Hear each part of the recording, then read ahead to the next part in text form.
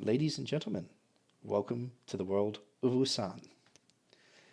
It is a world that is spanned by massive deserts through the center and across the equator, and old kingdoms and empires in the north and the south in great green belts that brush up against the polar caps. Uh, it's been an age of technological advance, of great inventions. For some time beforehand, there was also warfare between the great nations, but that has all died down and peace is at least tenuously still there. Uh, in the peace and in the exploration that followed, the northern powers have made contact with those of the southern kingdoms, and trade has erupted across the central desert belt to make transport easier and more efficient. People have discovered that traveling across the desert via airship is the most efficient way, and you now have great cities and towns starting to erupt on mountain ridges and along cliff faces, basically to be stopover points and waypoints, markets, just where the north and south trade hubs meet. Life out there is still rough around the edges. It's a melting pot of cultures and science. There's still magic. The world out amongst the dune sea and the deserts is still extremely dangerous and unexplored. It is not unknown for ships to go missing between locations. Amongst all this, there's been a giant influx between the various powers of basically new settlers and retired soldiers and sailors from the north and south who are all trying to find their fortune amongst all these port towns. And work is becoming scarcer and scarcer.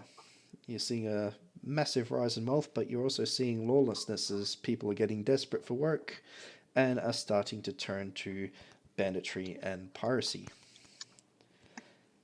Amongst all this is the bustling starting town that you are all in, which is Freeport. It is a small merchant city, just the first place of call for most of the northern powers as they enter into an area called the Ribian Rages. It's basically where their first ships make their first port of call or their last one when they're returning home. It's a strange place in that not any of the current empires actually owns it. It is a free settled location made by the first settlers that came here and explored it, and they set up shop. It is run by the merchant class. There are mercantile guilds that are vying for power and wealth. The current ones in charge are the Distillery Guild, who basically run the show because they provide the booze.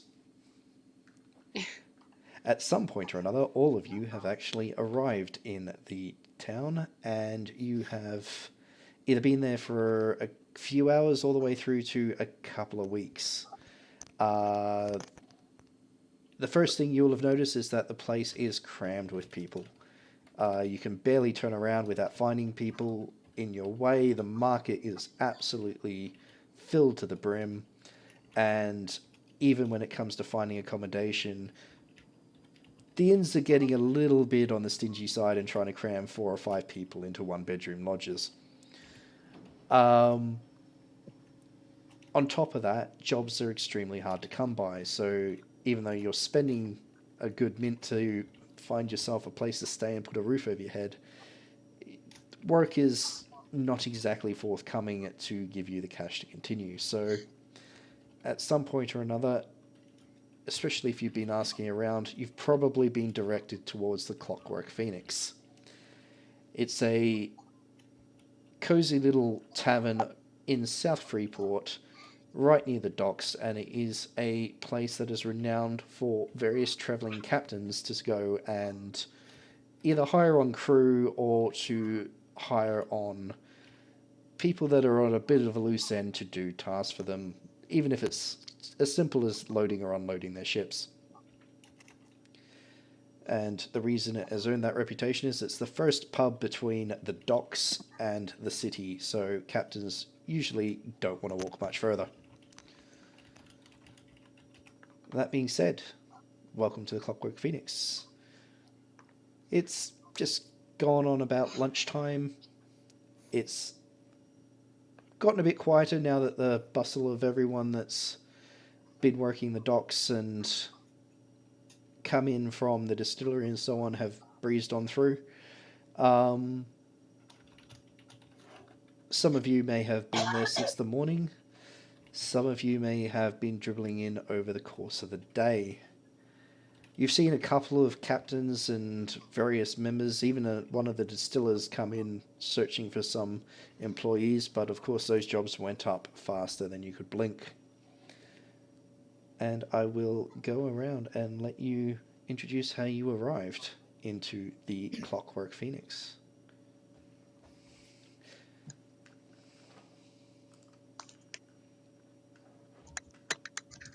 Who wants to have been the first one in?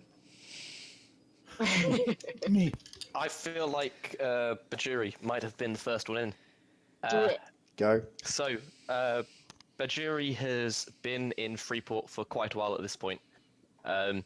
He is, for a brief description of him, he generally looks like a bit of a gorilla monkey quite type guy. He has ruddy brown reddish fur, and one noticeable thing about him is that he is carrying a 10-foot pole with him, and he's just got like a lot of random garbage with him basically, and he has the look of someone whose spirit is absolutely and totally crushed at this point.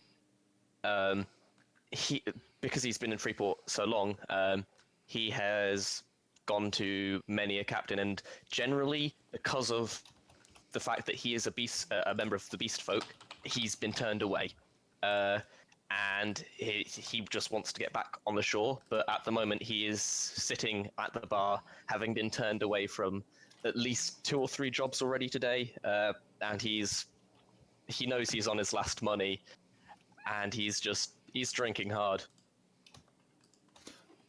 Oh, he's also about like 4'10". Oh, he's like a little monkey. Oh, he's got claws. But he is like, even though he's that short, he is muscle. It's all muscle. Oh, gracious. And he's just nattering away to the barkeep at the moment, just like asking about stories that the barkeep, who he is now very familiar with, So they're just exchanging stuff. the barkeep is an elderly old sea dog. He'll probably have been regaling you about times when he was exploring in his airship. Is this Amadeus Turnpike? This was Amadeus Turnpike. Yeah. Is the Amadeus Turnpike the third, or is this the original? This is the Amadeus Turnpike? original Amadeus Turnpike. Fucking excellent. So he would have been out exploring. He found some of the locations that are now cities in the Ribian Ranges. He was one of the first to set foot on the mountain that is now home to one of the big ports in the area called Port Marley. He found the location when he was with his crew and on his ship, the Golden Owl.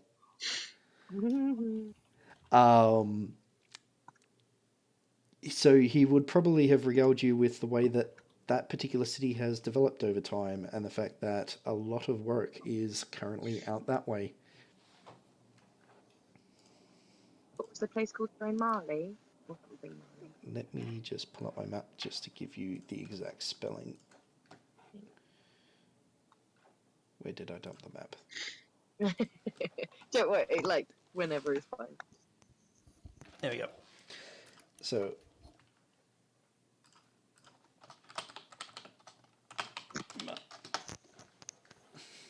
Cool. Awesome, thank you. Nice. and Timo, with that, you Did not pass. I did not pass. Nice. So, based on that, I'll give you to someone else who has also been in here for a while.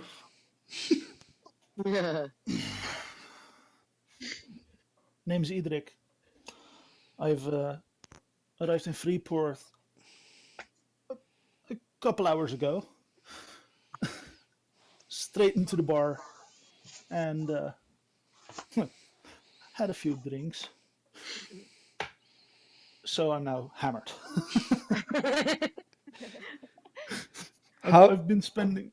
Halfway through chatting to the strange monkey man that's sitting at the bar, Amadeus sort of looks in your general direction, sort of signals at his waitress and makes like a cutting motion as if to cut you off. No. I pull out Sugar, my pistol. Don't you dare. Amadeus just looks at you and basically shakes his head. With that, I put my pistol back. He's seen shit in his day. He's not fazed by a pistol with a drunk man at the other end of it. He basically goes, son, if you could hit me from that range with the amount that you've drunk, I'd give you one on the house. Is that a challenge? Please, dear God, let it be a challenge. He pulls a giant rifle from underneath the bar and goes... Oh shit, oh shit! Rests it on the bar and goes, you don't want to challenge me to a gunfight, lad. With that, I go, oh, okay. And then Bhajiri is going to laugh.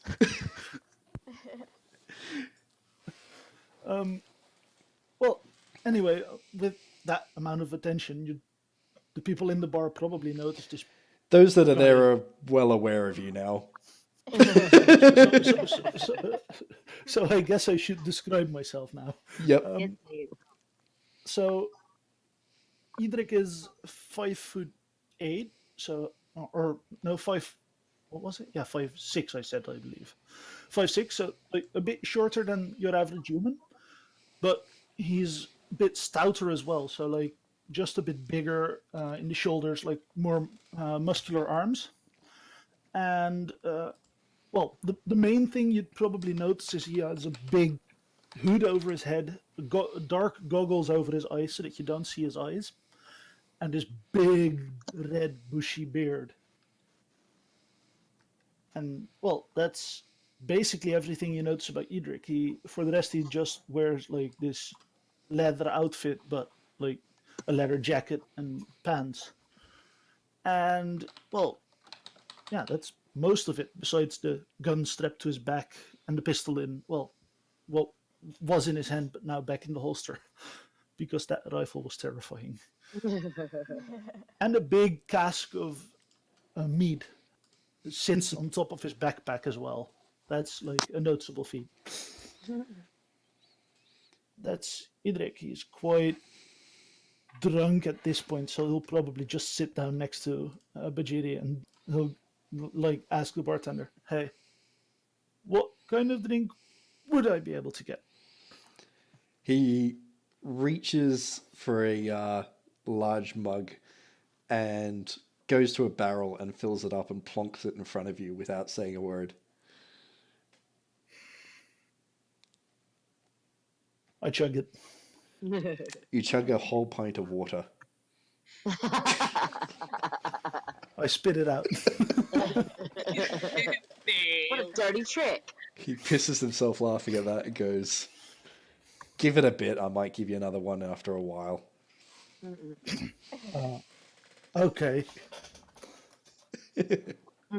And I guess that's Edric. Righty. Oh. At this stage, does anyone else want to wander in? Go on then. So the door opens, and in walks Merrisea Talithorn. She is quite obviously an elf. She's 6'2" and quite wispy. She looks quite slight, quite slender. Her clothing is very fine, and she carries herself very well.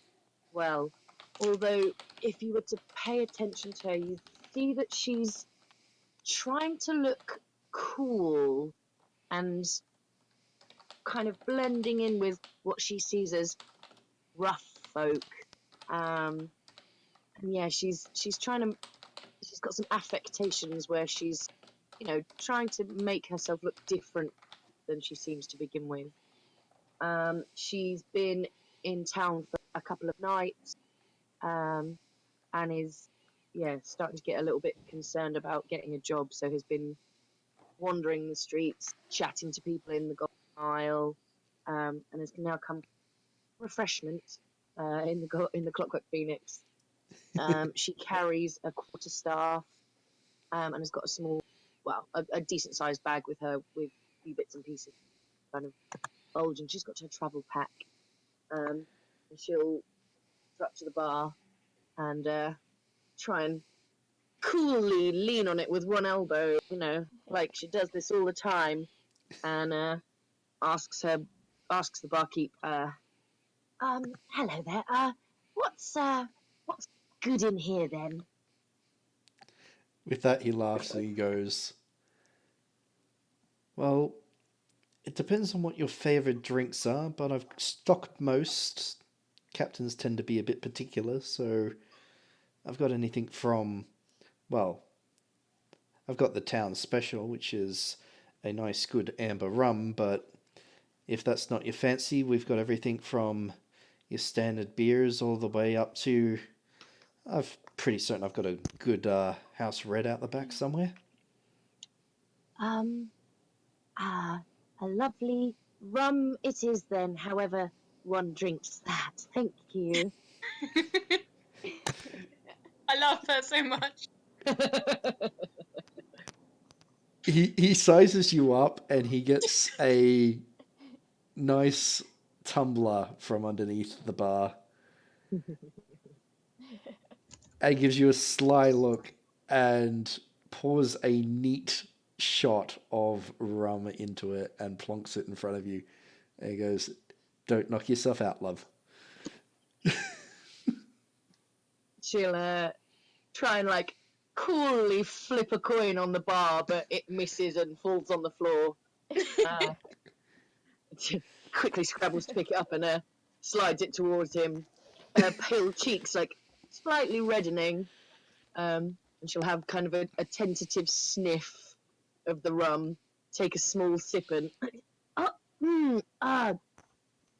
fine rum, thank you. He laughs and goes, it'll grow on you, put some hair on your chest. Oh, lovely. Thank you. He's going to glance back across at Bhajiri and go, you still looking for work, lad? Oh, most certainly. Well, tonight I'm gonna be spending it all, so if I don't have anything else, then, yeah. Well, And he's gonna just start drinking again. We're also fucked up already, I love it. Amadeus will turn around and just give him an appreciative nod and say, work is getting hard around here and money is definitely getting tighter, even for an old sea dog like myself. With so few jobs in town, people are spending less in here. Though you might be in luck. I saw a couple of large ships come in this morning. If there's any luck, there'll be a... I've already been turned away from 3. No surprise why. Hopefully the luck gets better. Well, we'll see how you go with the next lot of captains that come in here. I don't fancy your luck with the Reskin one, but the other might be a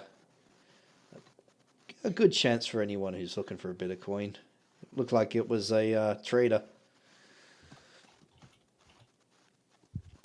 Well, better freshen up then. And he grabs, he grabs, he like dunks his hand in a bit of the, whatever he's drinking, and just like, oh shit, I just knocked my microphone. And he just like, just washes off some grub on his face using the alcohol he's drinking. Delightful. The barkeep doesn't even blink and just sort of reaches up and hands a rag just for the tidying up. He nods and thanks and just like wipes it all off, hands it back. He's gonna look back across at the elf and go, and what brings you in here? Oh, I'm just seeing the sights. It's a lovely place you have here. It's not yours. Is it yours? I'm sorry. And yes, I'm quite interested in some work as well. I'd quite like some jolly good hard work. My coin purse is getting rather light, you see, and I'm out to experience new things. Well, you might be in luck. We'll see if the captains make their normal visit. They're usually in here. To be honest, I'm surprised they've not walked in now.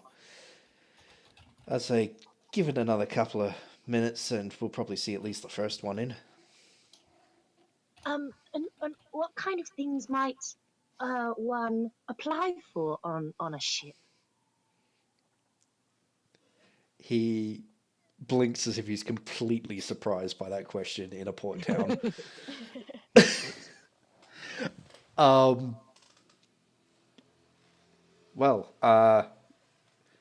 Most work, especially on the ships that go out, especially Port Marley and further south, they're looking for basically anyone that's willing to put hard work in and hard labor. You're not just doing the one task on those ships, you're doing a bit of everything. It sounds jolly wonderful. But is there stuff to kill? Lad, there is plenty out there. Days like this, there's more pirates out there than there are actual traders. Might have to take a look as well then. Hope you don't come across any of them. Some of them are earning themselves a bit of a reputation out there. That's what this one is for. Put my hand on my holster. I like your style, lad. Like your style. Merrisea is going to look across the bar and kind of notice. Do you say Edric or Edric? Edric. Edric. She's going to kind of notice him for the first time and stare at him for just a little bit longer than would be polite, but not so. What you looking at? Out of character, how much of his face is showing? His eyes are covered up, but like the pretty telltale beard is there. Because he's been drinking. Okay. I'm gonna. Everything, including the nose downwards, is visible. So it's only the eyes that are hidden, and the hood goes up to about there, so you don't see naturally his hair. But, well, the beard is the same bright red color. Sent you a message.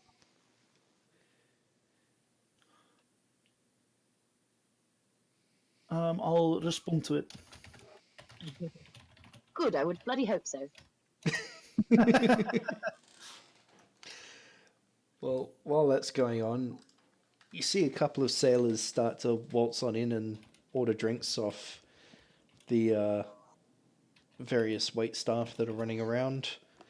The first captain sort of makes his way in, and with what looks like his officers, sort of poaches a table and sort of shoves a sailor away so that it's all clear for just him and his more important lackeys.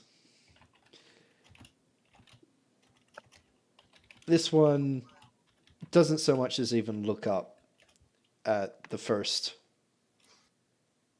hopeful to go and approach the table looking for work.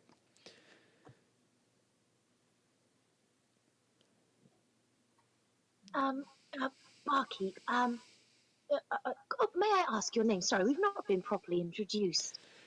The barkeep pulls his hat off his head. He's got like a sort of very travel-worn captain's hat. Sort of swishes it with a flourish and goes, Amadeus Turnpike, lass. Oh, delightful. I'm very pleased to meet you. She kind of holds her hand out, but in a far too dainty way. Realizes and then corrects herself and shoves her hand towards him as if she's going to give him a hearty handshake. He gives the hearty handshake as if he almost didn't notice that. Merrisea Talithorn, very pleased to meet you. How does one go about getting a job on one of these ships? Should I talk to the gentleman, or is there more paperwork, perhaps? He looks across at the captain that's currently sort of shaking his head at this poor hopeful and goes, that one I wouldn't even bother. He does the Port Marley run and he has more sailors than he really knows what to do with. I still haven't seen, and he sort of scans the crowd. I haven't seen the captain of the nice little brig that arrived earlier this morning. And to be honest, when the Reskins show up, you'll bloody know they're here. When the what shows up, sorry? Reskins. I'm actually surprised you're not very familiar with them. They're dwarves, northerners. They noisy bunch, but they hard working and they pay. The only downside is that they don't tend to hire many from around here. Keep to their own. Them's the Wow. short ones, right? Yep. I should imagine the smell's quite intense when they come in. That and they clean out my rum cellar faster than a rat goes through cheese. I'm glad I've got this one here. He takes another sip. It's so fine. Wonderful. Could I get one more before the dwarves arrive? The barkeep turns around and just sort of winks and goes, I keep a bottle or two out of sight. Good.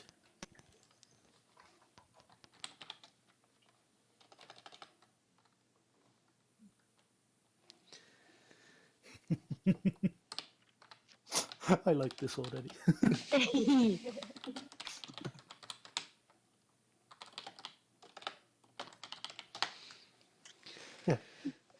Anyone else want to arrive? Yeah, sure. So in shuffles Tarin, about 5'8", really, really slender, looks as if like a small breeze could knock him over. Got very blonde, like blonde whitish hair, but it's chopped really, really badly. It's like the worst haircut. Just looks very bedraggled, to be honest. Is wearing just like leathers, but they're really old, heavily repaired, very worn.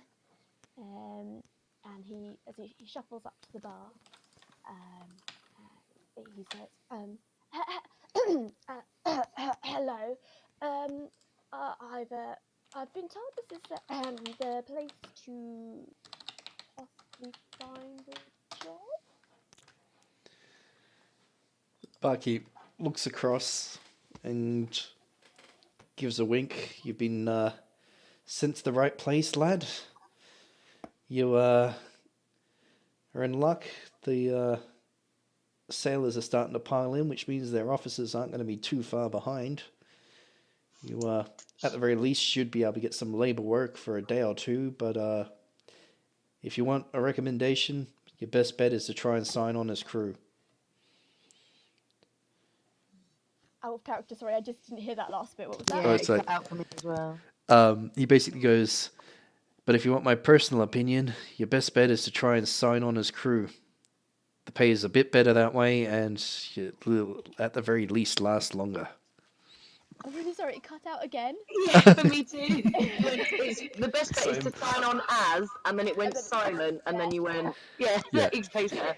That's what I- The best bit, let me just try and work out where it cut out. Yep. Your best bet Well, is to how sign Timo's on quick. as crew. Right. Oh. It pays better, and Yeah. it will last longer as well. Fantastic, thank you. So Tarin says, "Thank you. I will do that, please. Thank you." I'll even do you a favor when the more likely prospects are coming in. I'll give you a sign.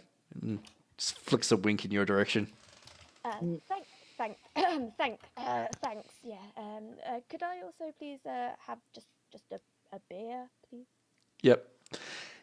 That I can do. And then he sort of moseys on over to one of the casks, dinks it, just totally dunks a tankard in it and pulls it up with a frothing beer that he plonks in front of you.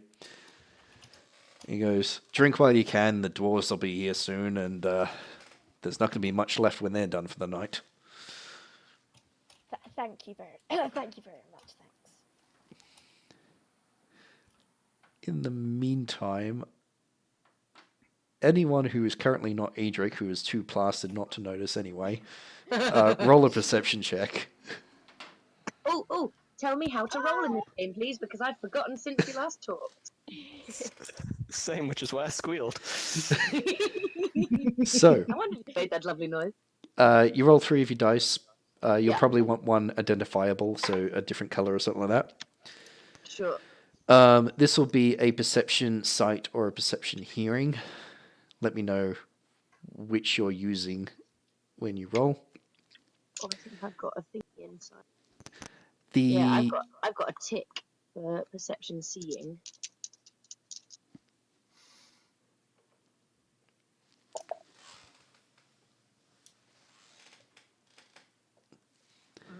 and then you add obviously your bonus, and if you've got a focus, which is a tick, you add a further +2. No, the ticks were the major minor skills. Oh, Right? sorry, the ticks were focus major. written underneath. Yeah, the focuses would be written.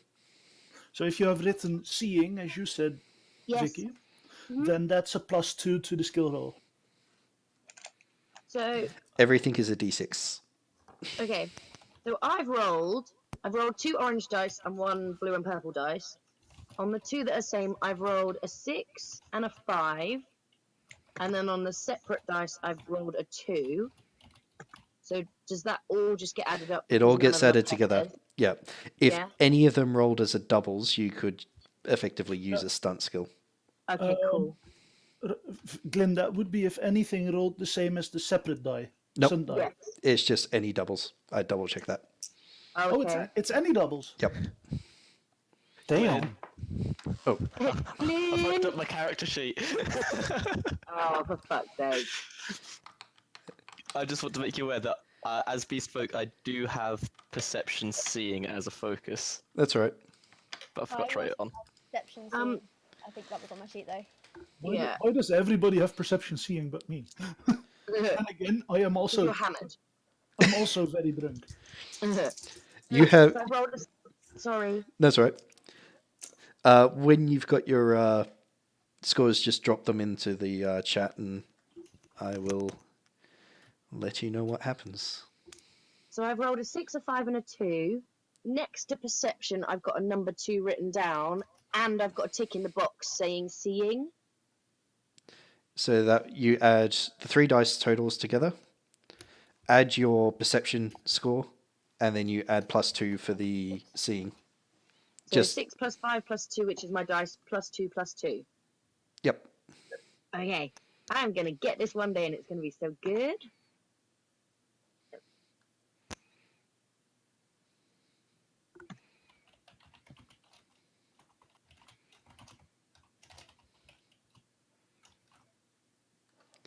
Righty. Oh. So I think I for did that right. looks like Yeah, it. that looks right to me from what we just said. For Tarin and for Bhajiri, nothing's really out of the ordinary. You do hear a bit of commotion at the door, and it flies open, and what appears to be the first of the dwarves sort of makes his way in, shouting for an ale as he makes his way to one of the tables. While all this is going on, Merrisea, you do notice something about one of your companions, Oh. but I'd say you're probably not too sure what to make of it.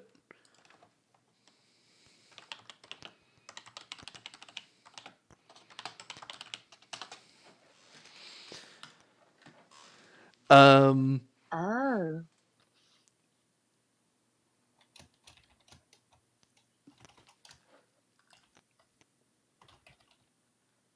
There you go.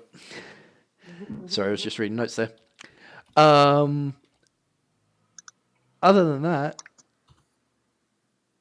we've got a little bit of room for people to make their way in before a very loud cluster of dwarves who are sort of making their way up from the port make their way known into the tavern. Anyone that's trailing behind is going to be sort of shoved in at the head of this throng. I will sneak in before the dwarves then. You could be loitering near the door and just sort of scoping it, and as the first dwarf just shoves you in because you're in his way. Scurry in.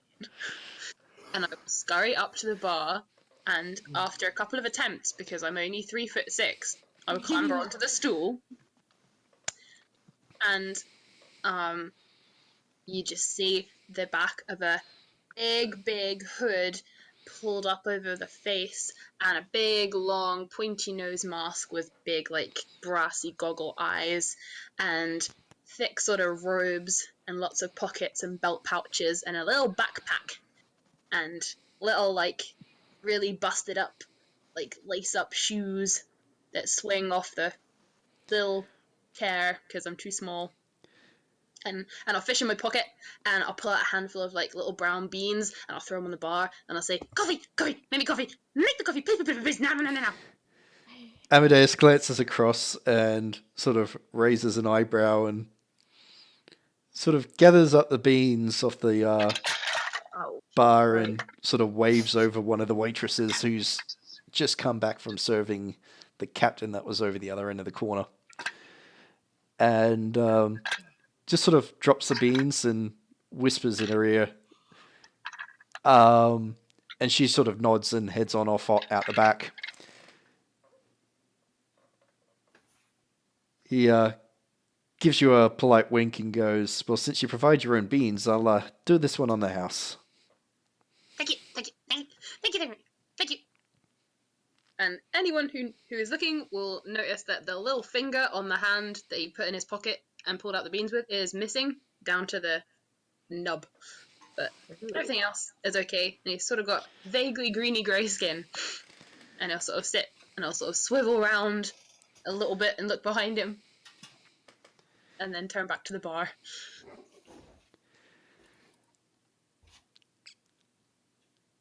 At around about this point, you can start to hear some chanting and singing in very harsh language that's Oh shit.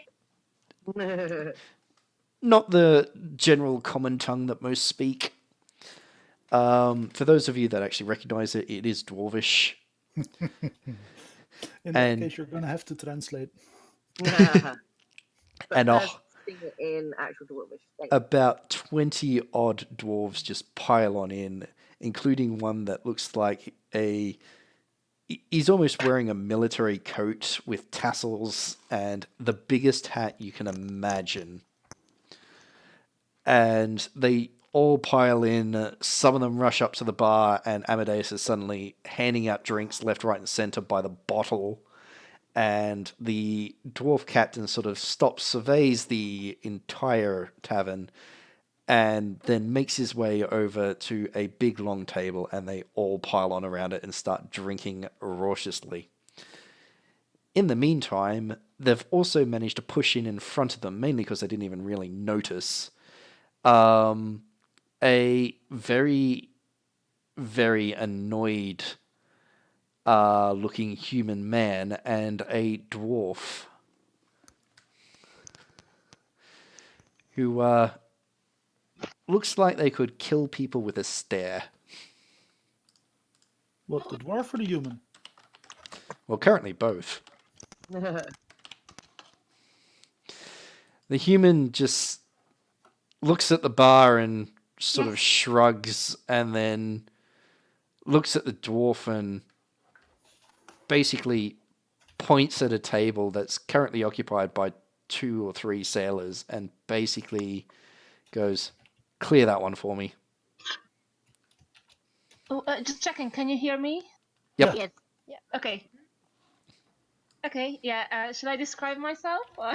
Yep. Yes, please. Okay.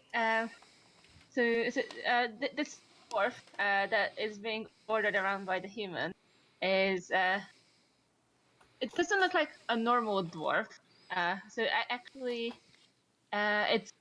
It's fairly bold. It doesn't even have a proper beard. It's all shaved as well. There's kind of a stubble, but not much. But it's very muscular. I mean, it's fairly tall for a dwarf, but it's still a dwarf. It's not too tall. I mean, I didn't decide exactly how tall, but dwarf size. And they are wearing basically just rags and some heavy leather armor as well. So they seem like they probably break a few in half. And on the back of them, there's a big mole that looks quite rusty as well, and they're fairly dirty. And they have a kind of a bronze, mole. That's Vicky was that. Yeah, it's a two-handed mole, and hammer time. It's Sorry. good. I had to do it at least once. Yeah, it looks quite lethal.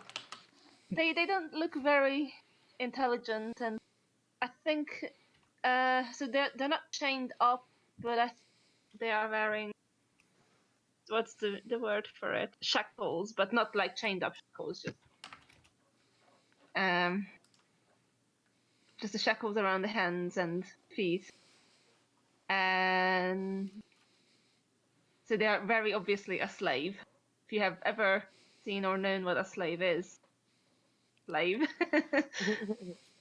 And I think so. They have blue eyes and kind of like a coppery hair, as much as you can see, but it's cut very short, and a bronze skin.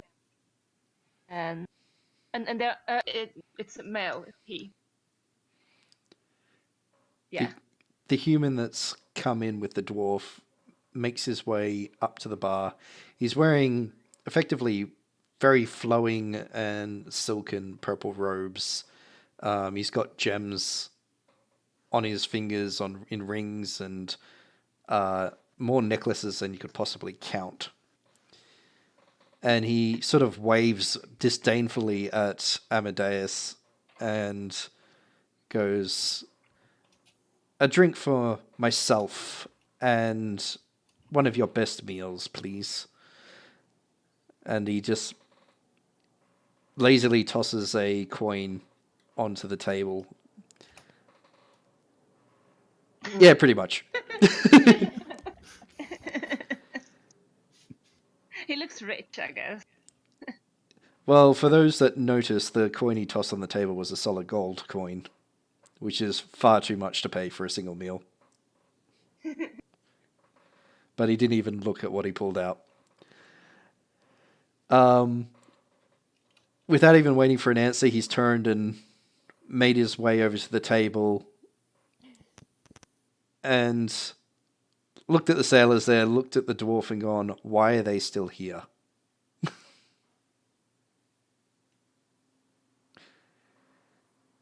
Oh, right, I had to clean the table. That wasn't character. That's all right. Right, all of you. Oh. Scatter. The sailors sort of look up. One of them looks directly at the human and hasn't even quite noticed you yet.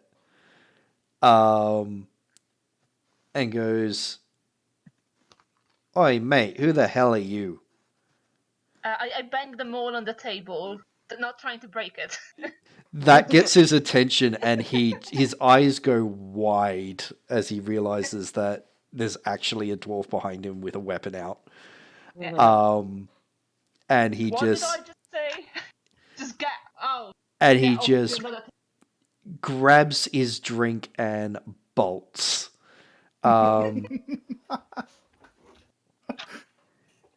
The human looks across at you and goes,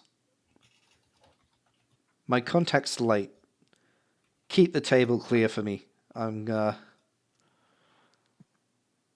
see if fine. this is the right pub." And then he makes his way out towards the entrance, and you can still see his shadow outside as he's waiting, but he's currently not in the vicinity. Yeah, so I lean heavily on the table and just keeping them all as well. Just like be a big intimidating form. While being very bored. Amadeus sort of taps the bar gently in front of Bhajiri and goes, "I wouldn't cause too much trouble with that one. At least not with witnesses around. The folk from the Skyak are a little bit vindictive when one of theirs goes missing." Oh, I just was getting prepared to defend myself if need be. They seemed like pleasant folk here, you know. And Bhajiri is going to he's just gonna keep his foot on his blunderbuss just in case. His tail just slowly wafting. You get a polite nod from Amadeus, and he goes, "It's wise to keep an eye on those lot. They're don't trust them as far as you can throw them. They put a bad taste in my mouth." And then he rushes off because the dwarves have come up for their second round.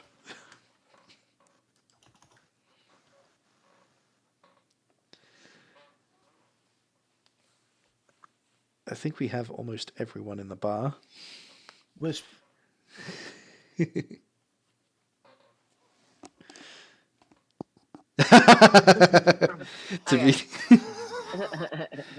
Why is the rum gone? To be honest, that is not going to take them very long. In fact,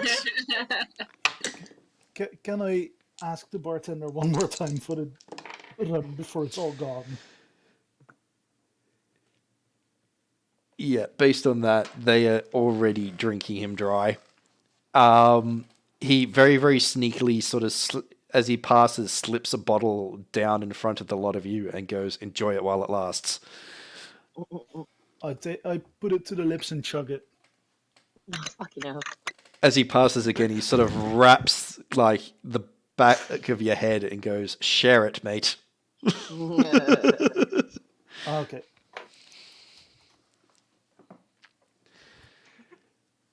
Oh, Star Sports. Bhajiri's gonna like serve everyone just like shots of this rum using his feet. Because he's got thumb, so he's like, may as well.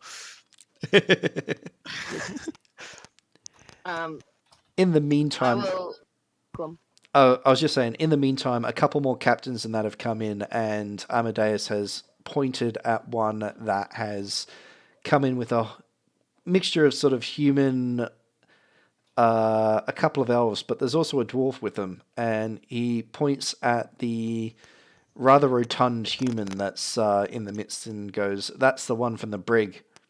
I reckon your best bet's with him tonight. Especially since that lot," and he sort of points in the direction of the dwarves, and the captain of those dwarves is literally sprawled upside down, getting rum poured into his mouth. Dirty dwarves. Yeah. He just shakes his head. He's like, they're not going to be any use to you for at least another 24 hours. I'm gonna. With that, I'm gonna get up and move towards the human, in as straight a line as I can manage. Yep, Bhajiri's gonna use a mixture of his tail and one of his arms and one of his feet to just like bundle up his stuff and pull it with him as he heads after Edric. Most of my gear is attached to me at this point. In the meantime, I snatch the bottle of rum as I leave. So the captain's sat down. He's got a dwarf sitting next to him and an elf that's sort of leaning up against the wall, but just sort of looking through the crowded tavern. For those of you who can, Edric, I'll actually let you do it this time because you started to sober up a bit. Do another perception check. And this definitely goes for you as well. Hang on, you've got far too many names right now. What's your actual character name? I got a 6 on my stunt dice and a 6 on my not stunt dice. Which means you've got 6 stunt points that you can use immediately. Oh my god. That means you can see through walls. Basically. I'll just drop this in here for ease of access. That's the stunt tables. Oh, nice, thanks.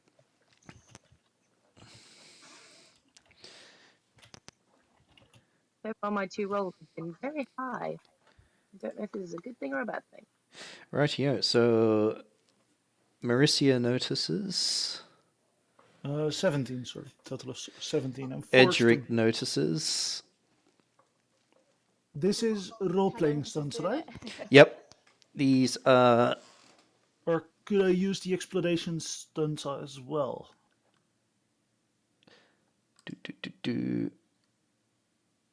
Oh, let's come up with a blank code. You can use some of the exploration ones. So, for example, resources at hand and so on would be useful. Which one? That's a 4-point stunt. Resources at hand lets you use a focus you don't actually have at the moment. Oh. And a question about stunt points. When do they reset? So basically, they use or burn them straight away. Oh shit. Yeah, you do not save stunt points. So you are literally seeing through a wall or it's gone. Yeah, to be honest, most of you have noticed. Ironically, Mug has not noticed at all. Wait, just to check, it's 3 dice plus my perception. Yep. What is this seeing thing? I don't have it. I don't. I have So, it. some of the races, etc., will start with a focus in seeing or hearing or something like that. Yep. So basically, a focus gives you a +2. I have a focus in drinking. Which means that... Which means you could probably outdrink the dwarves right now. Yeah. Speaking of which... yeah, you've just watched the captain start throwing up in a corner. Nice. Yeah. Oh, the dwarven captain, I should say.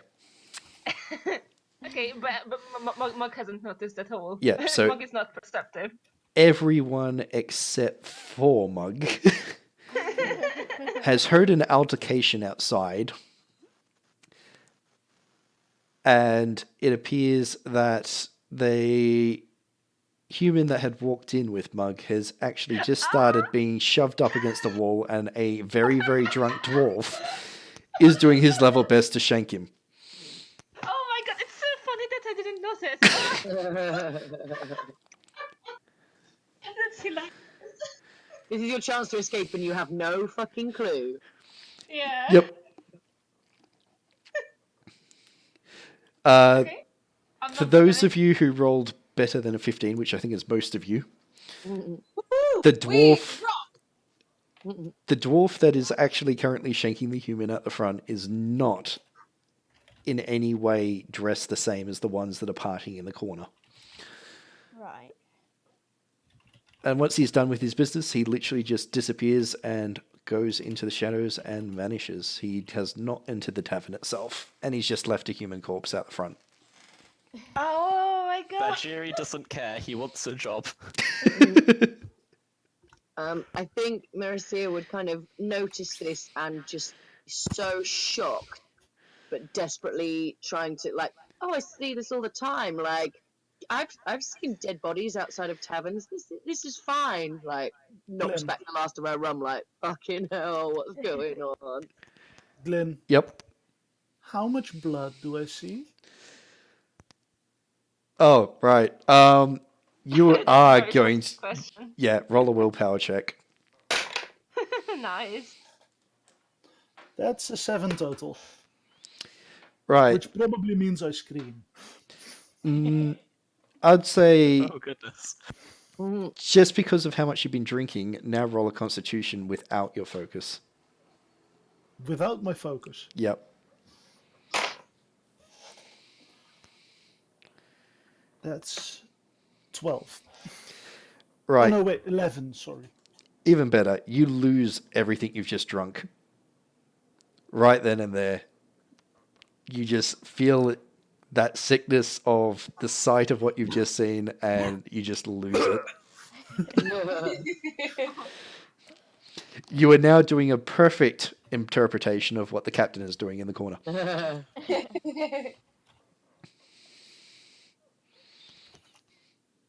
Tarin's just stood like against the wall, like staring, a bit kind of shocked at just everything that's going on.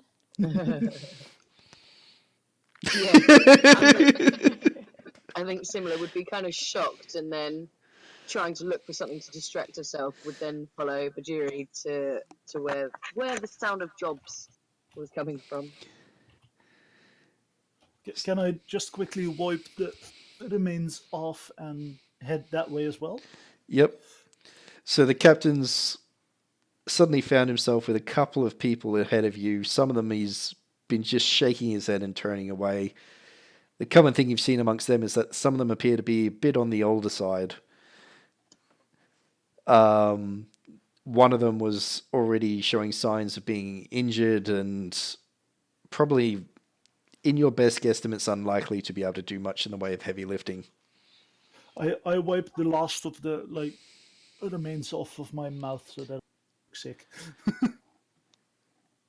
So the dwarf sort of wraps the mug on the table and sends the guy in front of Bhajiri on his way, and then sort of looks up and goes, "So you're also in the queue for a job, lad?" That is correct. I have lived my whole life, other than the past few weeks, out on airships. I can sail, I can carry things, I can fight. If you give me this chance, I will not disappoint you, Captain. Dwarf laughs and goes, "I'm hardly the captain," and sort of looks at the human sitting next to him. The human, he's sort of sizing you up.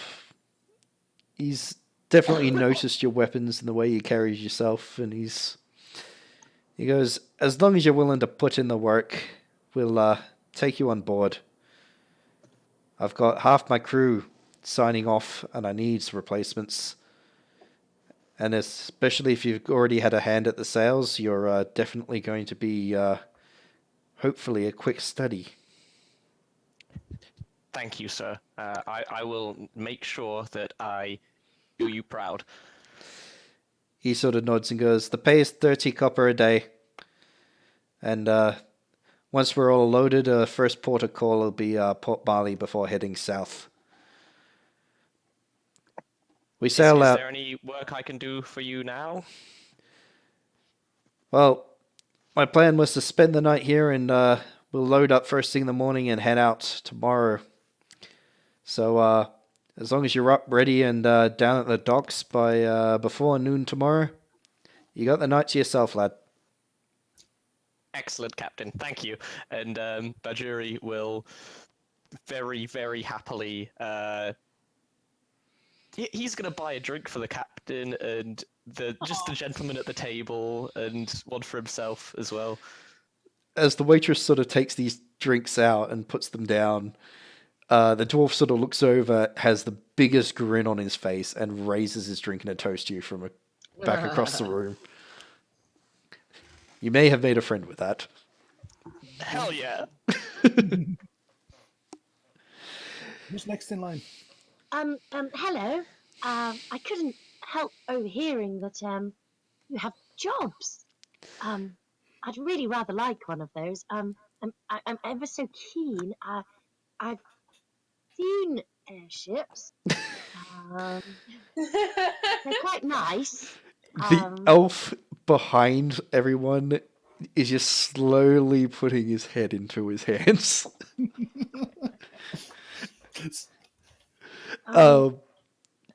The dwarf is just chuckling slightly and goes, yes, very, very slow-mo face palm.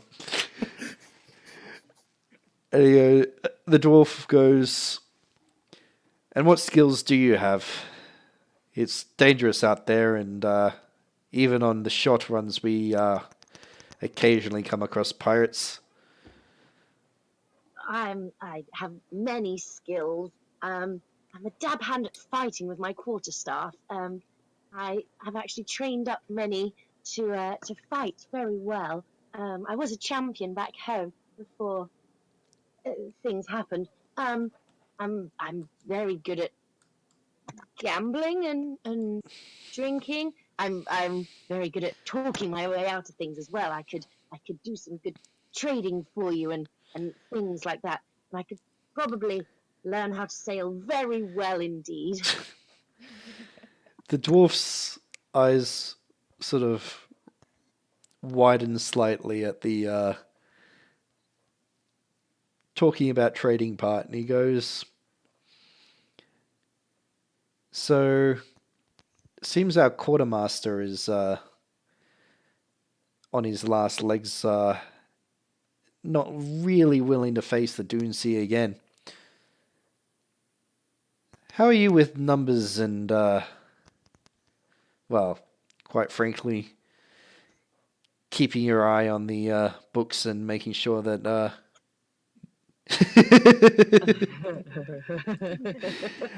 and making sure that none of the merchants that we are having to deal with are trying to take more than they're owed. Oh, well, if it's numbers that you need, I'm very good at numbers. I've earned a pretty coin here and there through yes, a little bit of gambling, a little bit of trading. Mother and father, they had a lot, you see, and it was good fun to go to the local markets, see what I could do with that money. Yes, a head for numbers. Yes, you could sign me up for quarter mastering. It sounds jolly fun. The dwarf sort of looks at the captain and goes, "We're old Charlie's gonna sign off here. At the very least, we got someone who knows how to add 2 and 2. Oh, I know What do that you one. say?" That's 4. The elf behind them both sort of makes this slight sobbing noise. As if he can't believe that they're that desperate.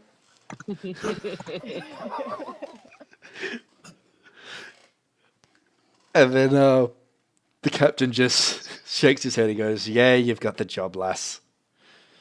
Oh, wonderful.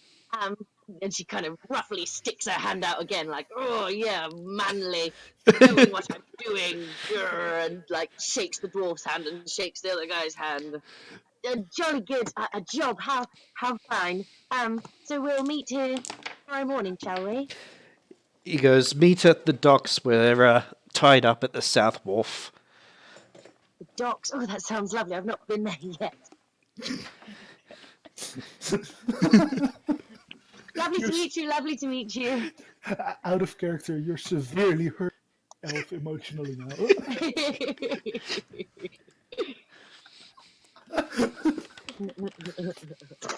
But with that, I think Edric sees his way to. This is the elf right now. With that, I think Edric sees his way of his chance of like getting the job as well. Yeah. What? Don't be a fucking idiot, or do be a fucking idiot. Both. Yeah. As Merrisea leaves the table, the dwarf's resolve cracks, and he literally just starts pissing himself laughing. She's walking away like so fucking proud of herself. Like, I'm such a big girl, got my big girl pants on. Like, walks straight up to the bar and is like, more rum, please. You guys, I bet she has her name sewed into her pants. I'm just saying, guys. Been like magically inscribed because she's such an idiot. She loses. I bet her And socks have this days is of the front week on and it. this is back. I love that idea. Definitely days of the week socks.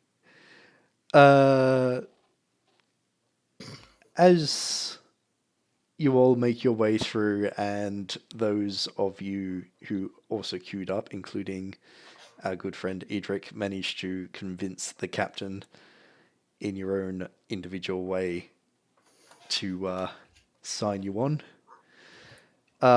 You have noticed that it has gotten quite late. The tavern is now starting to fill up with the dinner crowd. Also,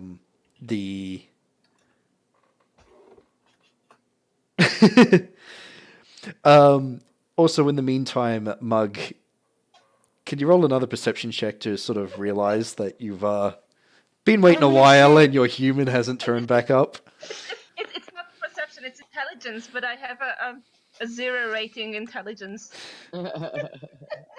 You know what? Yeah, I will go with your suggestion. Roll an intelligence check. Yeah, yeah, 0. I have a 0 rating on it, so I don't add anything to this, right? Yep. Oh wow! So I managed to roll a 12. How much? 12. It's With starting to dawn on you that, you know, even if he was waiting for a contact, he would have at least stuck his head in and given you something to do. Yeah, boss has gone. Fuck off. In the meantime, his food has arrived and is now sat on the table in front of you. Yeah, I'm probably hungry enough that I've started to have at least a little bit, like, just like try to take off bits that doesn't look like gone. So the crowds come in, and for those of you who witnessed what happened earlier, you've also noticed that despite the fact that there is literally a body out the front, no one said anything as they've come into the tavern. Ooh. And for any of you who have actually bothered to sort of look as to why that is, you'll notice that the body itself is gone, as if it's been discreetly disposed of. There's actually a pile of sawdust. Oh. Pile of what, sorry? Sawdust. Sawdust, thank you. Oh, Glenn. Yep. Mug will stick his head out door to look for boss. You glance around and you just see people walking around in the street. A couple of people who have left the bar after having spent most of the morning there, arms over each other's shoulders, singing and staggering off. But you don't see the familiar purple robes, and you certainly don't see the human that you arrived with. Boss must be taking a long dump. As you get back to the table, though, you realize that the sailor that you chased off was in such a hurry that he actually left his bag underneath the table. Oh. I will sneak a peek. He'll never know. I will grab what's in that for you. Oh, wrong one. That one. Loot. So in it, apart from regular travel paraphernalia, is 32 silver, a hunting horn, and a wooden box with a very, very ornate lock on it, but no corresponding key. Wait, okay, so 32 silver, a drinking horn, Hunting horn. So, hunting horn, yep. which will we now use as drinking horn. A hunting horn, yeah. And a ornate lockbox that doesn't have a key to go with it. Well, we can always break. Okay. Quick question. Yep. Not just because of like out of game knowledge for me. A hunting horn, is that one of those like things you blow on to make a noise? Yep. Yeah. That would make a terrible drinking horn. Just gonna mention it there because I speak from experience.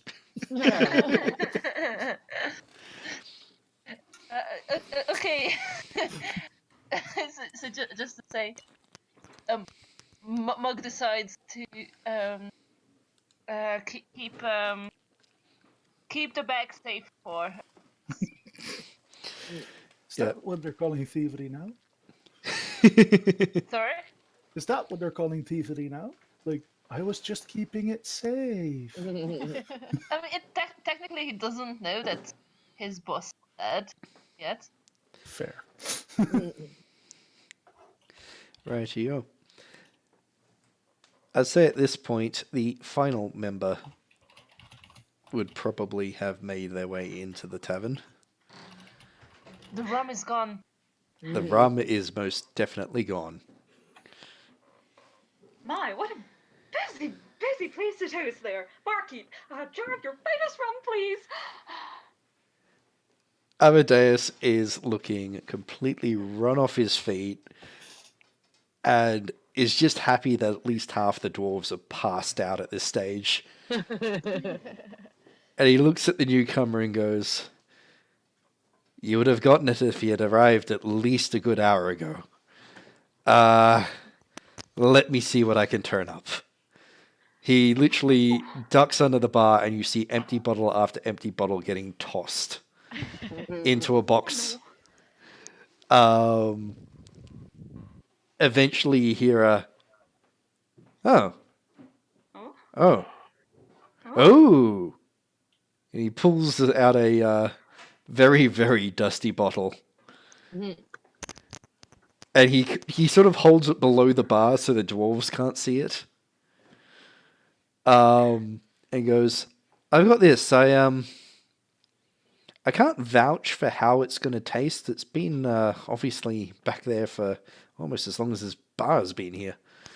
But I can definitely say that it was a very, very fine year when it was made." Well, I'm sure I've had worse, and it has been a long day, my goodness. He sort of looks at you, say that, and goes, "You know what? Screw it." And he grabs multiple cups down and puts one in front of himself. Cracks it open and pours everyone a glass. He goes, "Here's for more long days as long as they pay." Amen, brother. And I shoot the entire drink back. Yeah, Merrisea is going to knock the entire thing back as well because she is shitting all over the day. Like she's doing so well now. She thinks got a job. At that point, just as she shot back the drink, Edric is actually going to step towards Merrisea. Is that how you pronounce it, Merrisea? Yeah, so Merrisea. Merrisea. So like Mary and then yeah. Okay, so he'll walk over to Merrisea, and he'll go, "So, what have you been looking at? Like, is there something in my beard?" Oh, sorry. This rum is so wonderful. You just there's something about you. I feel like I've seen you somewhere before. We haven't met, have we? Merrisea Talithorn, lovely to meet your acquaintance. Quickly out of character, Talithorn. That's a name that I should recognize, right? Yeah, Okay. we're very well known, darling. In that case, the eyes that you can't see under the goggles go wide. At which he tries to like stuff his beard back into his shawl so that it's hidden, and he'll go like as subtle as possible, and he'll go, I, I, I don't think I know you. What would I have? What would I know you from? I don't know, dear. There's the colour of that beard. I'm sure. I always feel like I've seen it in a grand painting somewhere. Me in a grand painting? I hardly think it could. Yes. No, I must. Maybe I'm mistaken. I feel. Where do you hail from? I've wandered many places. Oh, lovely. I'm sure that was right. There's no single place that I can call home. Oh, I'm sorry about that, I suppose. But then, a home is where your head rests, isn't it? Who needs a home? We've got a ship now. That is certainly true. I'll drink to that if I can't get any more alcohol from the bartender. Amadeus, Another rum too, lovely. Amadeus is sort of standing like with his back leaning against the wall, just looking at his like very, very empty stock and shaking his head. I remember that I carry a cask of mead on my back, literally, and I like take it off and I like twist the little like what do you call that? Like the little tap open a bit, and I just drink straight from the cask, close the tap off, and like put it back on my backpack.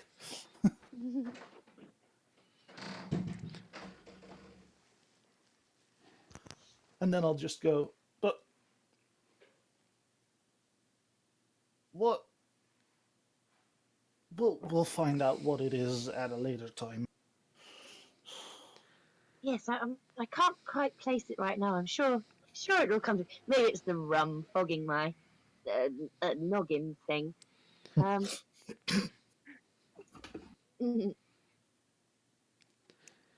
Well, I guess it's only chivalrous that I now ask you for a dance or something. With that, I'll make a very courteous, like, actual etiquette bow.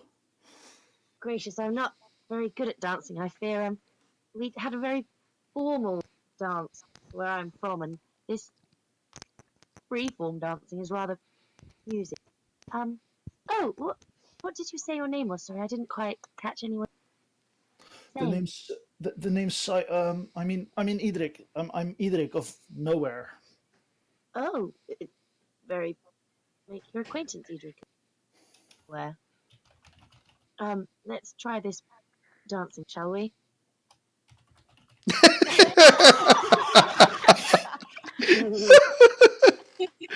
That is majestic. Yes. That is literally Bhajiri. Oh, I love the joy that he. Yeah, like Merrisea is gonna keep staring at Bhajiri because she has not seen anything like him before and is absolutely fascinated. But what I doesn't wanna will be rude do, and just kind of go up and start touching him. Bhajiri, roll a dexterity. Oh my god, please stunt it.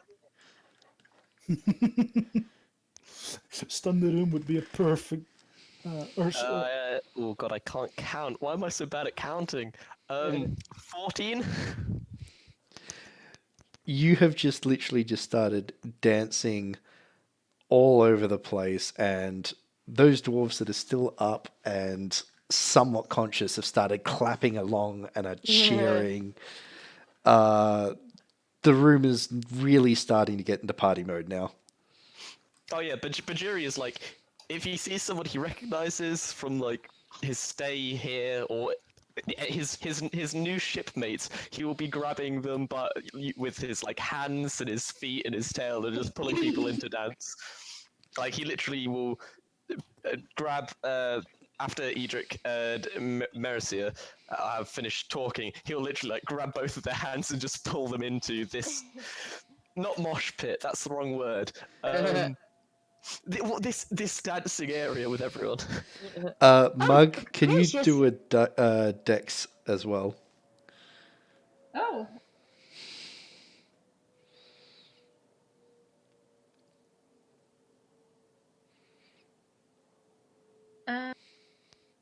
I've done.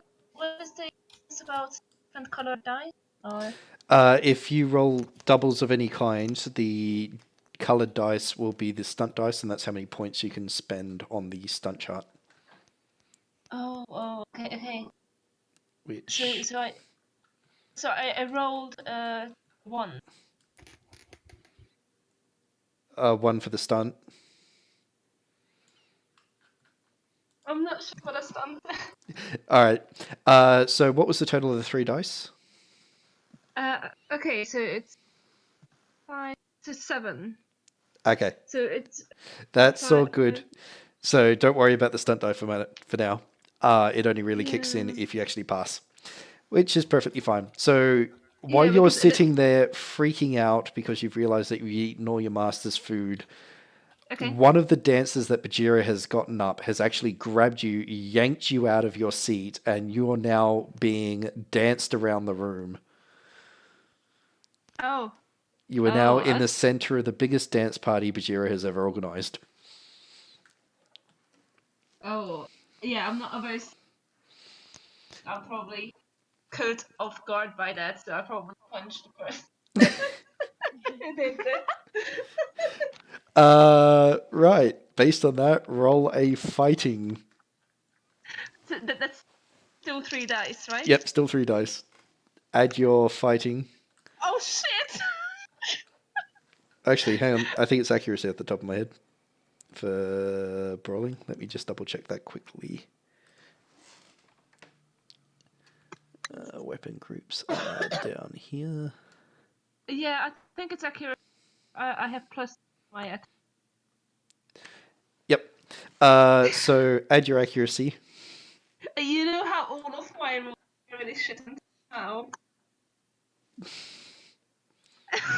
This is not shit. Did you just do a 666? No. Oh, okay, good, because then you're not like punching this guy into the afterlife.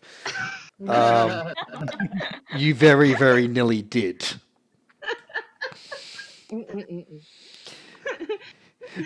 So this really, really drunk dwarf that has picked you up and dragged you into the dance sort of blearily turns to look at you just as your fist connects.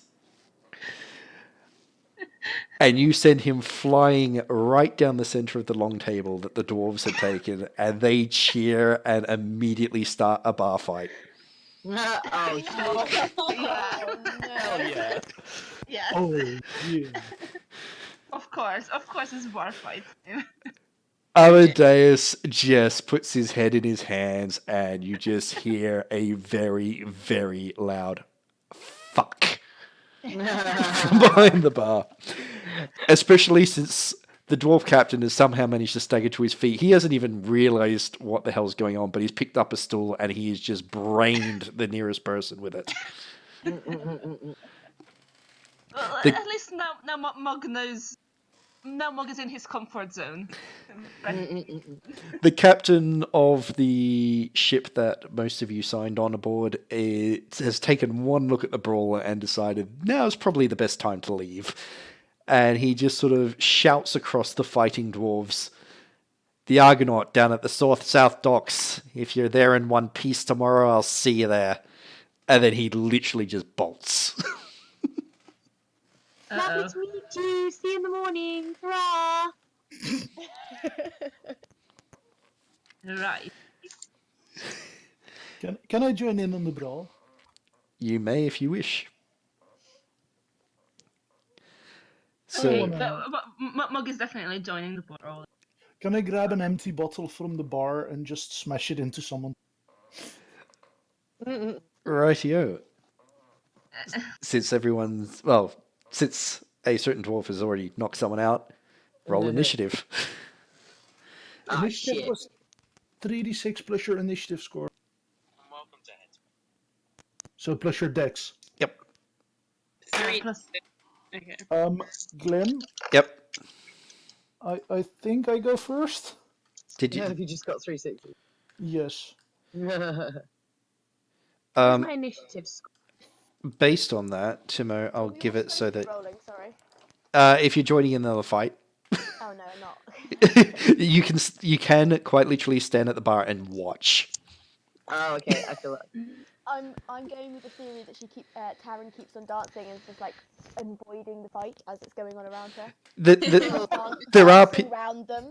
there are people Yeah. that are literally just clapping along, completely ignoring the fact that there are a couple of dwarves literally laying into anyone around them.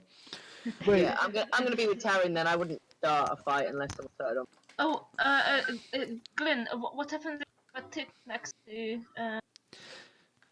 I'm going to the attribute? presume that that just means it's a primary attribute, so it doesn't matter at first level yet. Okay, it doesn't matter for actually rolling. No. It helps you with leveling up later. So we have a 17.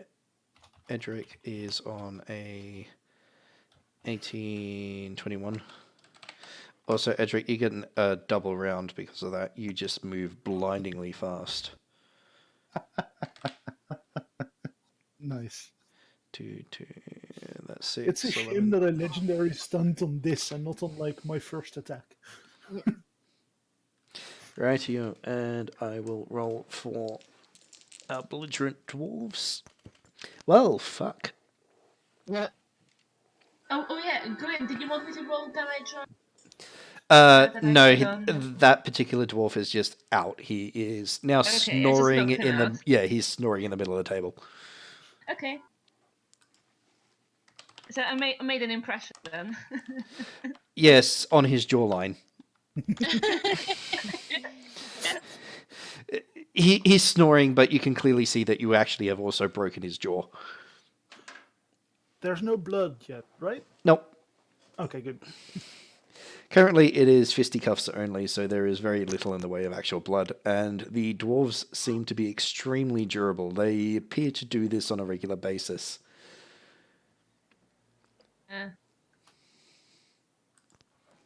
Right, based on that, Edric, you're up first with 2 rounds since you just... The second the dwarf started flying with a broken jaw, you were already moving. I saw my chance. Wait, let me quickly... Yeah, there. Okay, so what I'm gonna do...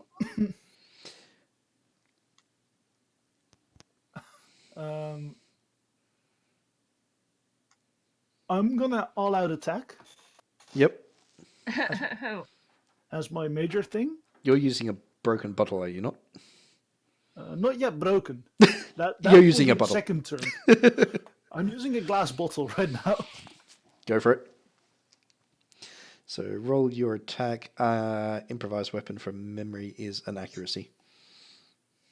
Okay. Wait. Improvised weapon group? I don't have that.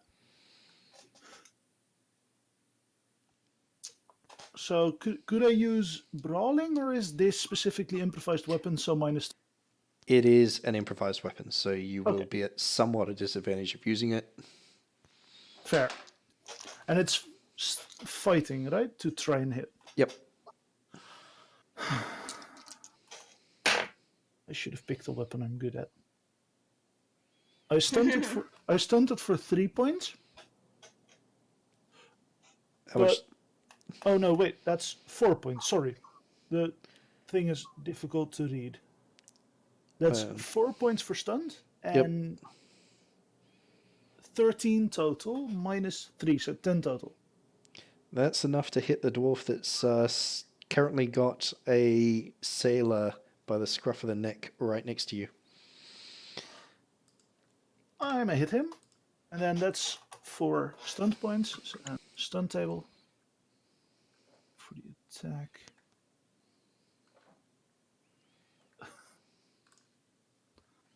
I'm tempted to use knock prone and defensive stance. Go for it. So that's the 2 stunts that I do. From memory, the knock prone's a strength 1, isn't it? Any character making. Wait, no, that's a guaranteed you knock your. Oh, that's right, prone. it is too. Yep, so the dwarf, who is currently holding a sailor by the scruff of his neck, gets your bottle across the side of his skull, and you ring it like a drum, and you send him flying onto the deck, and he takes the sailor down with him. Okay, I'm gonna laugh at that, and then I'm gonna. Wait, so now the bottle is broken, right? You have broken the bottle across the back of his head. Roll your damage as well. What weapon damage does a bottle that I break? Just roll 1d6. 1 point of damage. Noted. He's bleeding a little bit across the back of the head. Shit. Okay, No, I'll roll my. No? no, not enough for you to. Good. Okay. In that case, I'm going to do my second attack, and I'm going to throw the bottle randomly into the bar. Like, into the fighting crowd. Radio. Roll an accuracy for that. Accuracy. Nice. That's no stunts, and 14 total. You manage to get it in the back of another of the dwarves, who starts running around trying to pull it out. His arms not quite being able to reach around to the center of his back to grab it. As he makes his way past the bar, you see Amadeus lean out, and with his large rifle that you saw earlier, he's holding it now like a club, and he just clobbers the dwarf across the face, laying him out.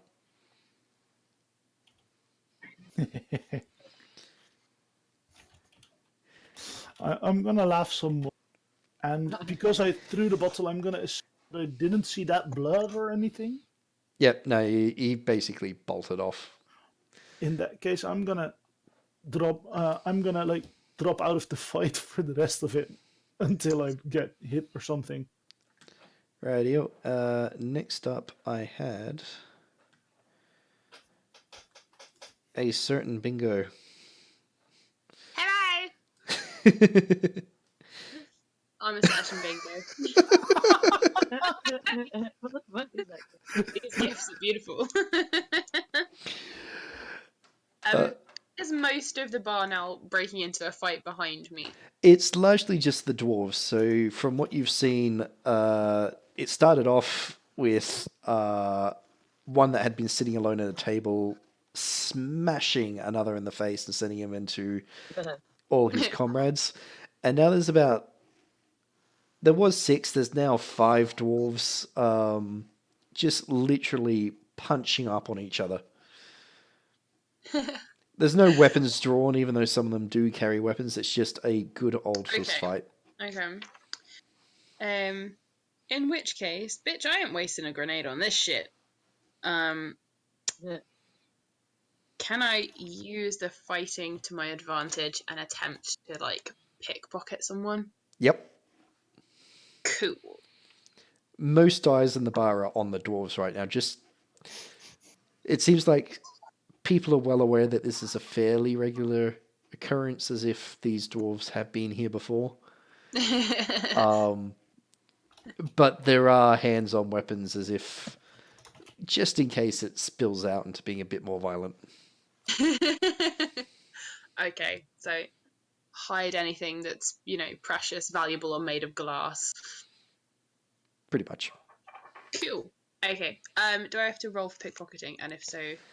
I had him. Yes, you do. So that would be a dex check, and if you have the pickpocket focus, so I believe that's thievery. I do not know. Right here, It- then it is straight dex off the top of Straight my head. decks. It, Okay. it could also be the thievery talent that helps with this, right? Yeah, my talent was something else from my backstory instead. Okay. I've got Floating things. cultural law and traps. Oh, Oh, I damn. know, right? fancy. I know. 9, 12, 15. You sidle up behind one of the dwarves that has literally just been standing stock still and is punching what must be one of his comrades in the face and then receiving a punch in return. They're just literally taking turns and wailing on each other. It doesn't take you long to work out that they are literally oblivious to the world around them, and you walk away with both their coin pouches. Ooh, yeah. Although, on turfing them out, you only find 13 silver. What? Well, you let them buy up the entire bar first. Very true. Well, it's still better than what I had before. Did anybody spot me doing that? Let's... I was kind of watching you. So Were you? Yay! Yep. Oh. Roll a perception then. I'd say lovely. perception is seeing. I'm making a good first impression. Oh, I got a 6 on the stunt dice and I got a 6 on another dice. What does that mean? It means you've got 6 points to spend for stunts. For right now, Yep. so I can like stunt how I see her across the room. There's also other stuff you can do with them as well. So This is just combat stunts that I can see in front of me. If you scroll on down, that you've got table- role playing and exploration stunts. Oh, I didn't think to look for other pages. Sorry. That's right. Oh, I could flirt. So because I rolled a 6, does that mean 6 stunt points? Yep. So you can spend them in any combination up to the totals.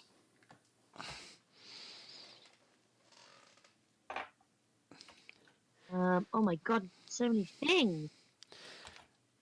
So on the exploration, for example, you got object of your attention that adds +1 to your check. So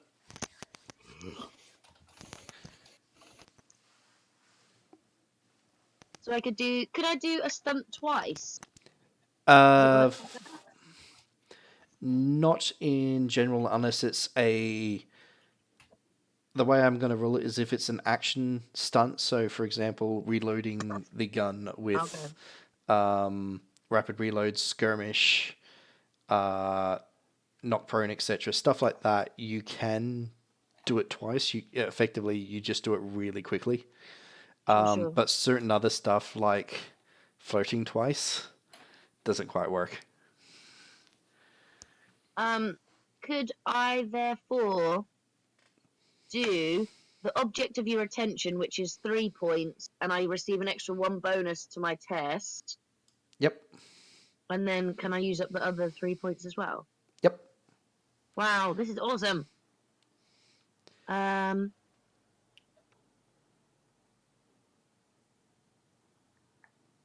then could I use that makes me wonder, and I get to roll again on this test and use that dice count as well? Yep. Go for it.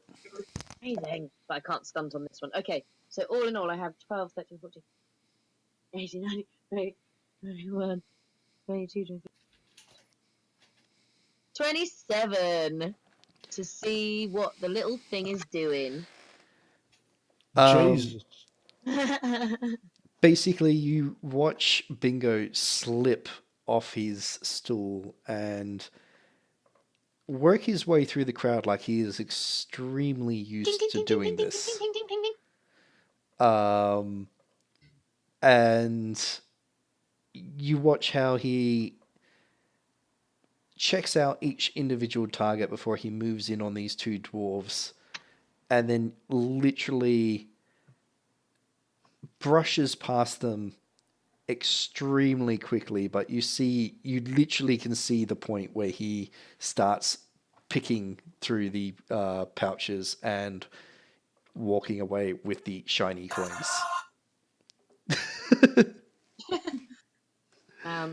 Nice. I shall carry on flailing my monkey style dance, but make a note to talk to Bingo later about acquiring certain.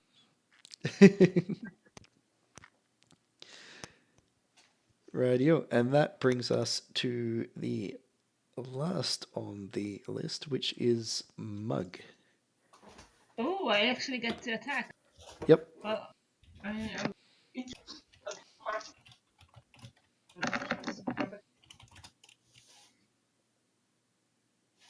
And it's accuracy with fist. Yep. I'm not sure if this was. So this is the. I think.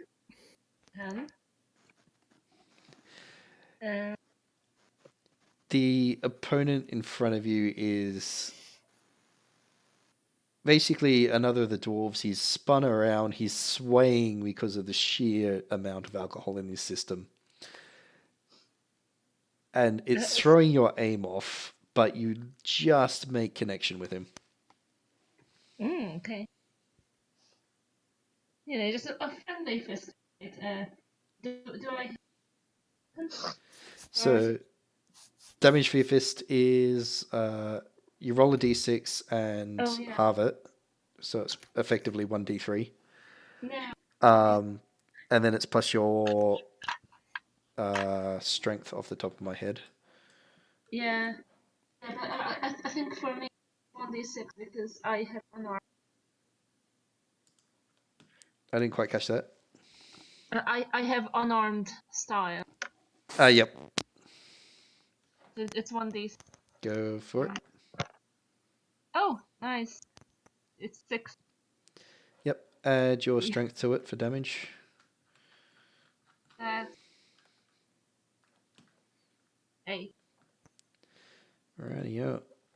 Noted. You literally pull your fist back and rapidly jab it at him, and you hear the crack as you break his nose. Nice. We're all having fun, right? For you, you're completely in your element.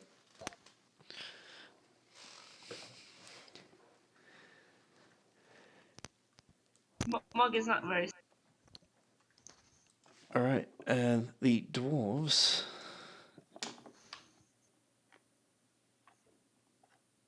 This is the closest.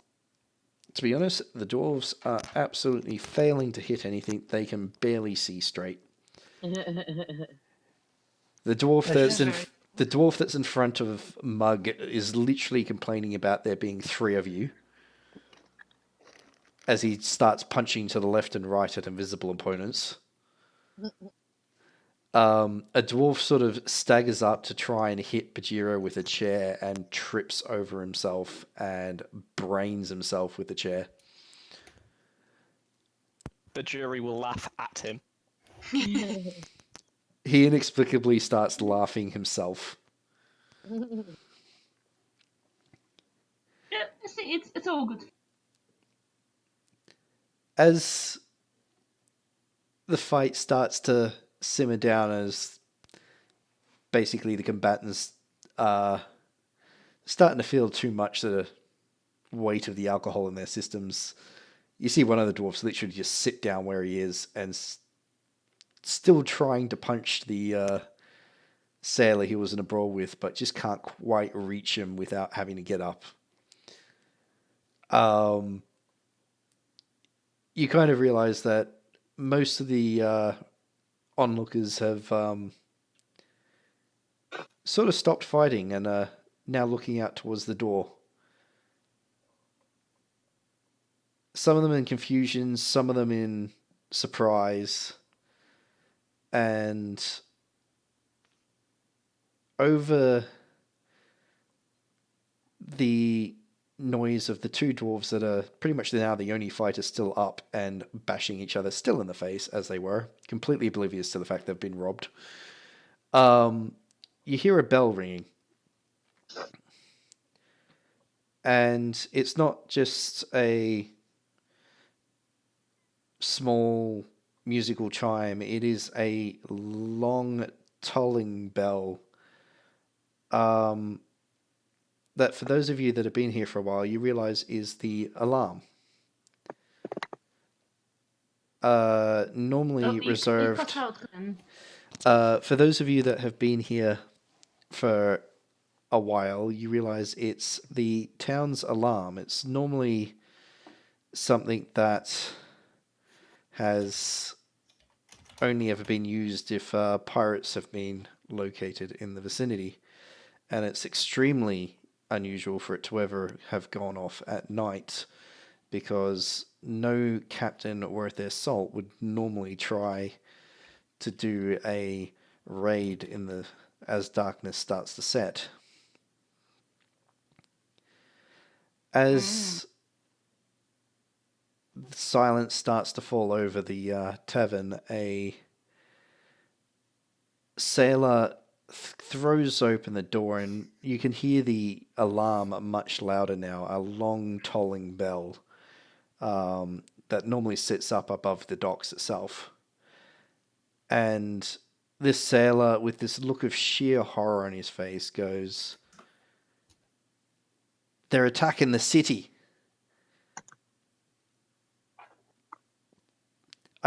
We just... Sorry, you're cutting out again. Oh. I can't hear you. They're attacking the city. We, anyone who can fight, just anyone. We need you at the west walls. And then he bolts on out.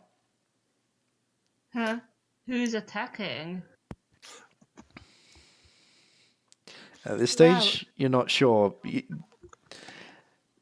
Amadeus pulls his rifle out from underneath the bar and looks at those who are still standing and goes, "If any of you are in the militia, come and join me." And he looks at the lot of you that have signed up for the ship and gestures to the lot of you and goes, "Go find your captain. He's probably already being roped in to help defend the city." Bhajiri's grabbing his shit and he's going. Well, this rum has made me rather fighty. Runs out after him. I have. I should help. I think. Yeah, I'll go. I have to wait for boss. What if your boss is Amadeus looks across at the dwarf and sort of goes, "If your boss isn't already helping with the western wall, he'll be out there. Join this lot. They're meeting up with a good crew of people, and I'm certain your employer will show up in the fighting at the very least, or at the very. If he doesn't show up, then he'll get dragged out of his hidey hole after."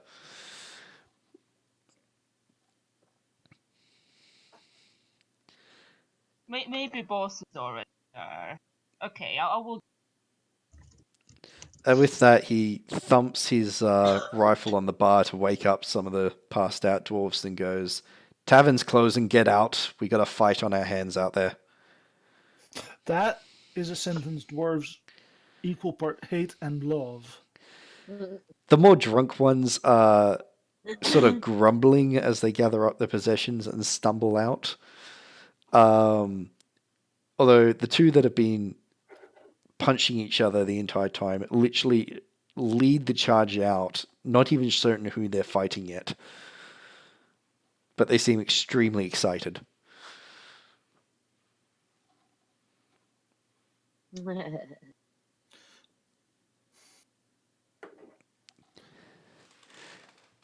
So as you all filter out, Amadeus rounds up a lot of the patrons that he recognized at the bar. and starts to marshal them into a bit of militia.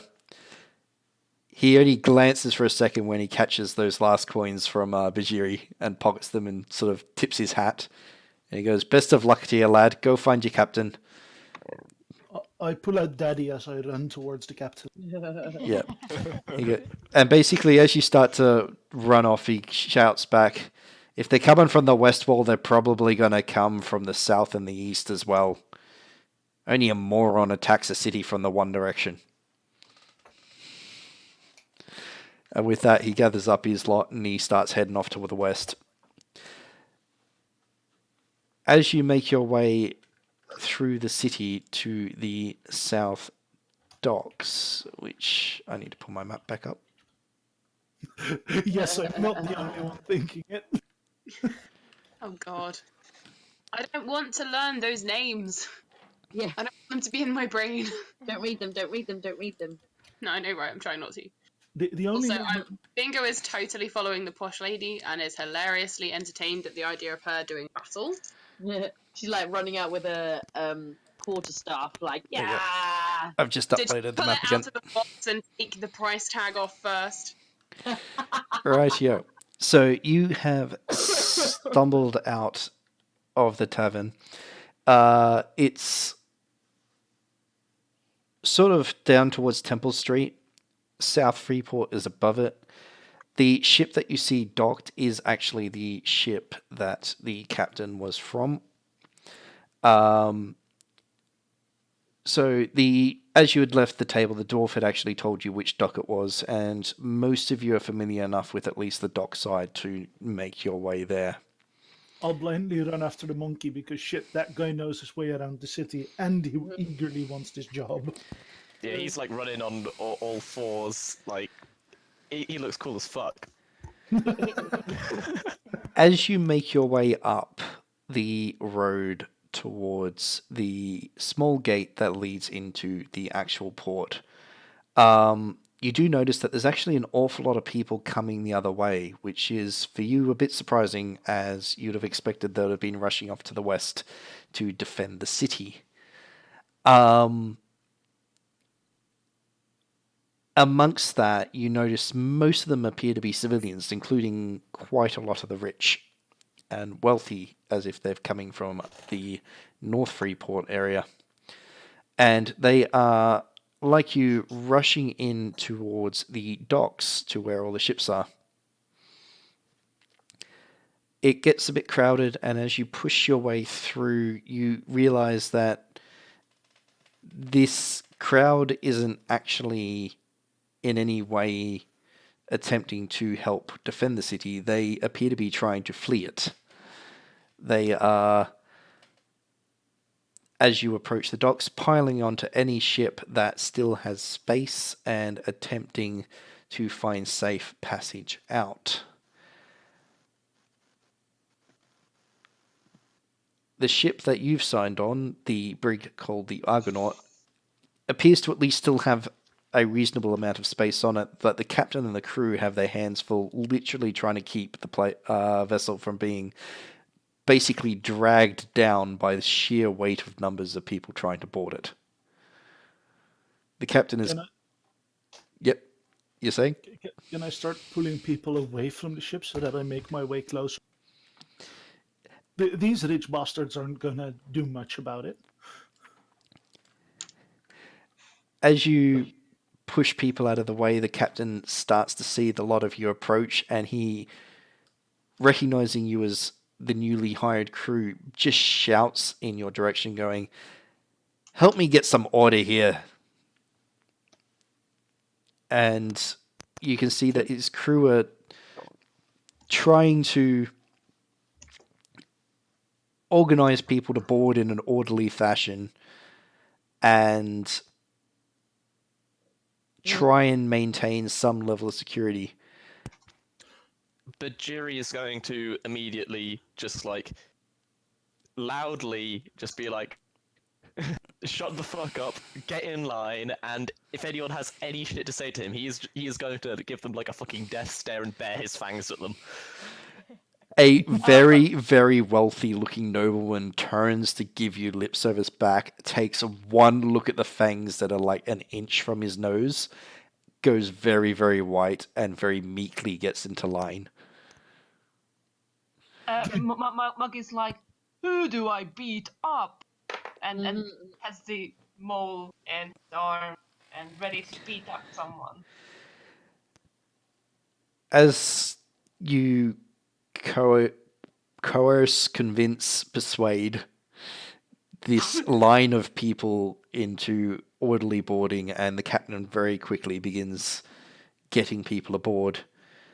One of the sailors comes up and sort of approaches each of you and says, "Be ready. They breached the western walls really quickly.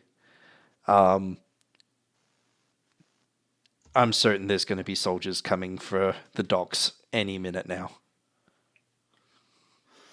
Who is coming? Soldiers, we don't know who or what, just most of them are human. They've attacked the city, and it's not like they're trying to occupy the place, it's like they're trying to take everyone and anyone that is in town. Get me a cannon.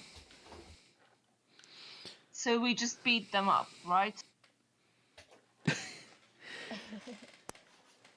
The sailor looks at you and goes, "If that's enough to keep him down, go for it. But there's no way I'm going to let them get their hands on me. I don't know what the hell they're going to do, but last I saw, they were putting people in chains." I'm used to that. Can Tarin attempt to climb something to get a better look? Yep, so from where you are, you're standing on the docks. You can see that there's a small wall that sort of wraps around the main dock area, and there's a stairwell that goes up and onto the gate that overlooks it all. So from there you can have a reasonable chance of looking up. You wouldn't be able to see all the way to the western city proper. You'd probably see about as far as the distillery that's in the center. Yep. So I'm presuming you're going to make your way up there? Yes, please. Yep, I'll get you to roll. Bhajiri is going to follow. Yep, I'll get you to, or anyone that's going up there to have a look can roll a perception check. Yep. Edric, Oh, I got doubles. can I get you to do a perception check down at the docks?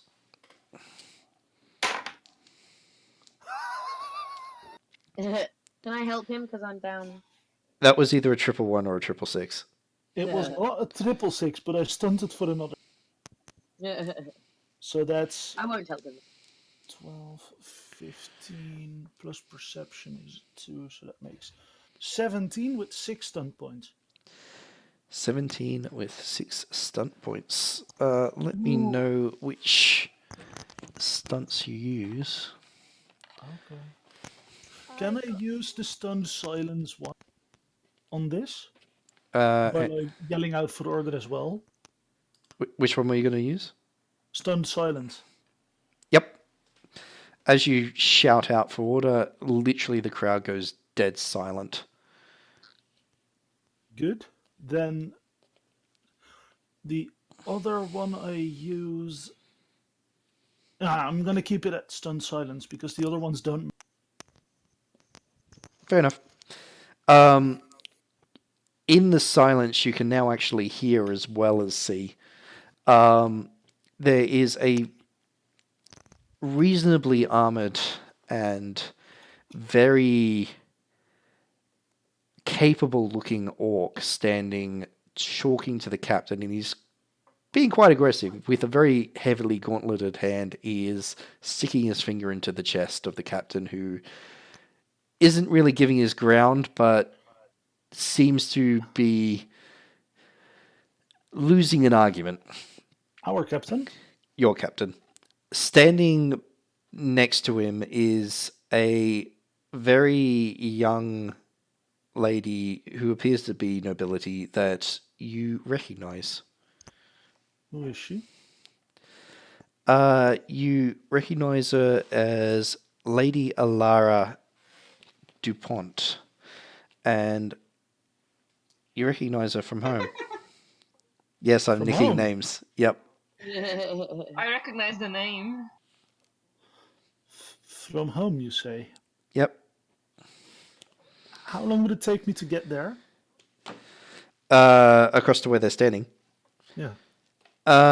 Since you've pretty much scared the living shit out of the crowd, and they're all now being nice and meek, you could pretty much just walk along the line. It would only take you about 2 minutes.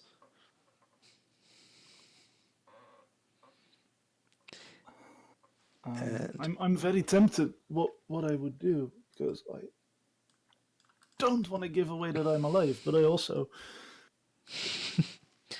From you know what? what Wait, you know, how she far away is it? Meters? in meters, it's probably 60 meters tops. Fuck. Okay, can I run to like 20 meters away? Yep.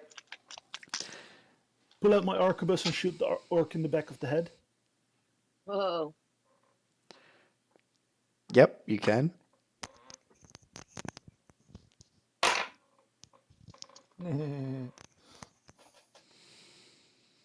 So that's 5 stunt points.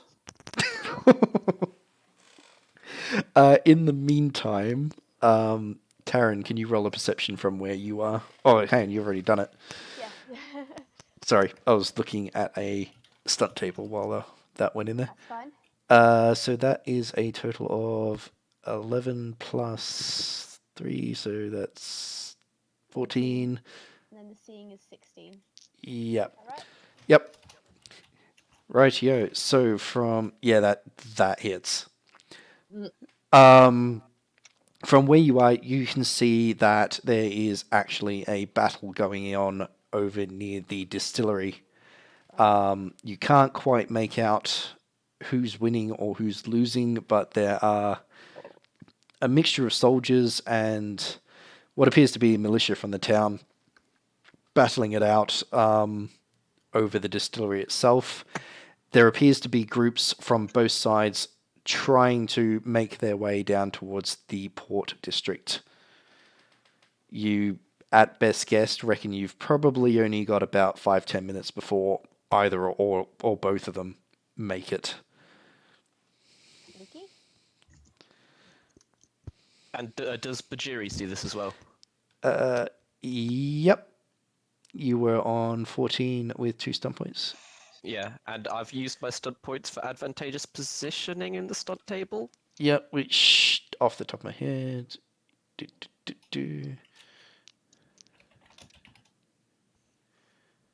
Yep. So basically, you work out that regardless of how they want to approach, they have to come through that gate below you. And you spot a really good ambush position. Can I use my stunt point, for, is it the upper hand? Up Will there. that work if they've got like 5 to 10 minutes before there's Yep. closing? Yeah. Yeah, so if and when they arrive, you'll get a +3 on your initiative. Brilliant, thank you. I worked out my stunts as well. Yep. So for my shot, I do... Wait, was it? Yeah, it was Mighty Blow, Pierce Armor, and Rapid Reload. Rightio, and do damage. Okay, so that's my arquebus plus damage plus Mighty Blow.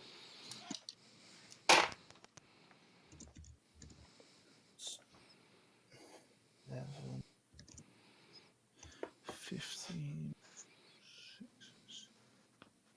21. Wait, have we started fighting already? Or I did. how? Oh yeah, he's shooting it, and I noticed someone from my backstory and I shot her Oh. companion. I noticed someone whose name I recognize, and I killed them. Okay. I don't just recognize the name, but there's a worse part when she recognizes me. So they're gonna die. What I do is I'm gonna use all those points and then do 21 points of damage. Remember that pierce armor means that the armor rating is halved Yep. this turn. Or for this attack. So that was what, 21 damage, was it not? Yes. Righty. Oh. Noted.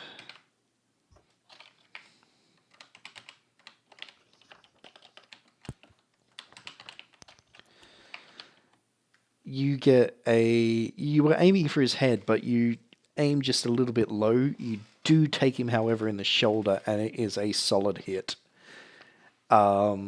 He spins slightly with the force of the blow, completely not expecting it. Even your captain is completely taken aback.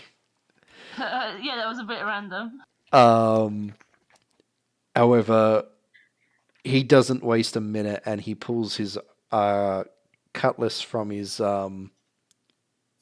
belt and literally sticks it up in front of him at the neck of the orc.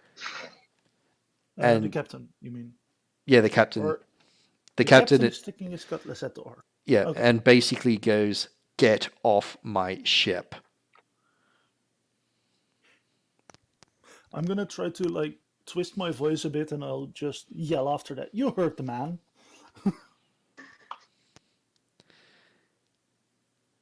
The orc glares at the captain and then makes an attempt to grab the girl, who ducks under the arm and just bolts past the captain onto the ship.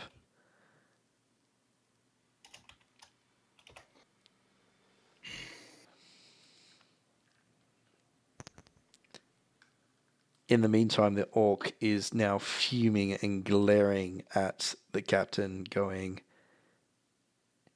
"There is no way she is leaving here without me." Is that the soldier we beat up?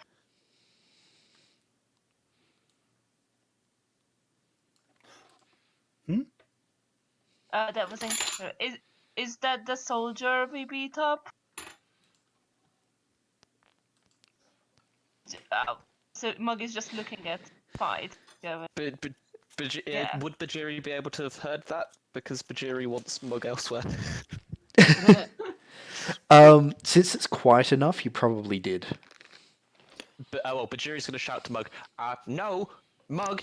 Well, actually, I don't know your name now. Yeah. You there? Follow me to the gate.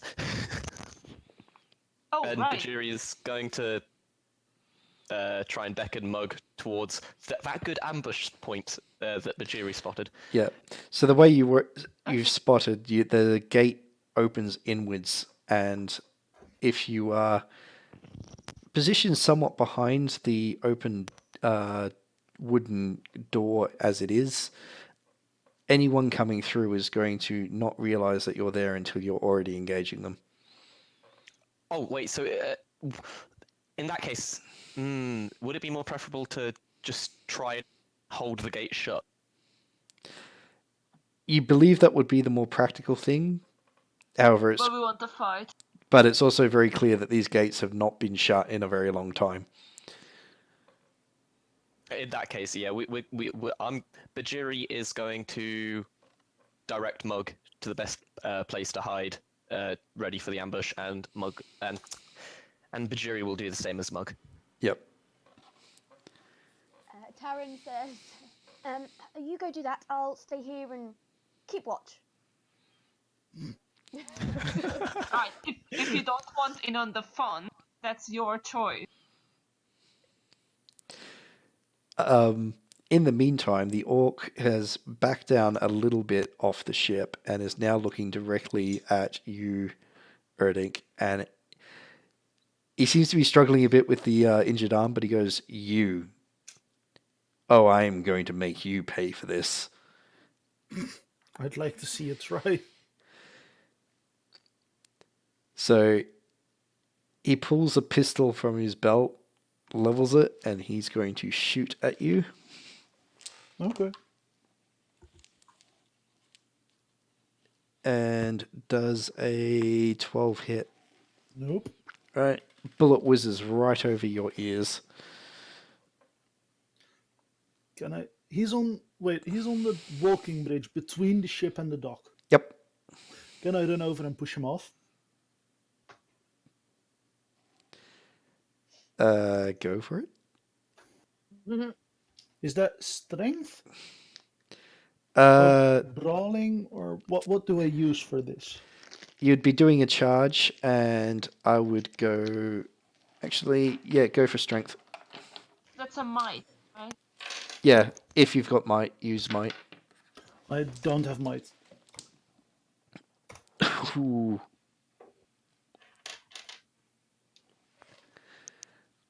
Let me quickly see what charge did for my attack. Action time. Charge was a +1 to this attack roll. Yep. That would be no stunt points, Yep. but it's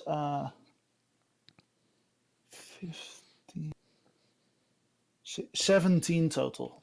You hit him. Now do a strength check to try and push him off. Do stun die count in this one? Technically, because you're doing a combat one, yes, I'll allow it, because depending on what you get. I got 3 5s, so that's 5 stun points and 17 total. I would say, since your attempt is to push him off, if you use knock prone while he's out there, that would be about enough to shove him off. And that was what So that was what, a 17? Yes. Oh, can I dump the remaining points in skirmish just to make sure that it works? Because that will move him 2 yards in any direction. Yep. For each stun point, and that's 3 stun points. Yep. 4 stun points. So that's another 8 yards. So he's knocked prone and 8 yards away from. Yep. So you rush forward and you go to strike at him with a rapid flurry of blows, and he doesn't quite realize that you're trying to maneuver him, so he puts his arms up to block them and moves to basically try to avoid the incoming hits. And right when you get him where you want him, you just literally drop and swipe a leg and trip. How far does he fall if he's like not above the cliff? Let me just roll to see how many seconds you hear the scream. For a good solid 12 seconds. Wow. I'll just nod to the captain and go, "Where's the other one?" The captain sort of sheaths his blade and goes, "The other one's fine. He was the problem." Where's she? Hopefully with safe passage. Go see the others at the gate. I think we got trouble incoming, lad. I'll see to it that everyone's on board.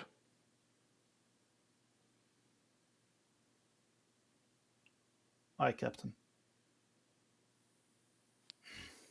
And with that, with like a groan, I'll turn around and walk back towards the gate.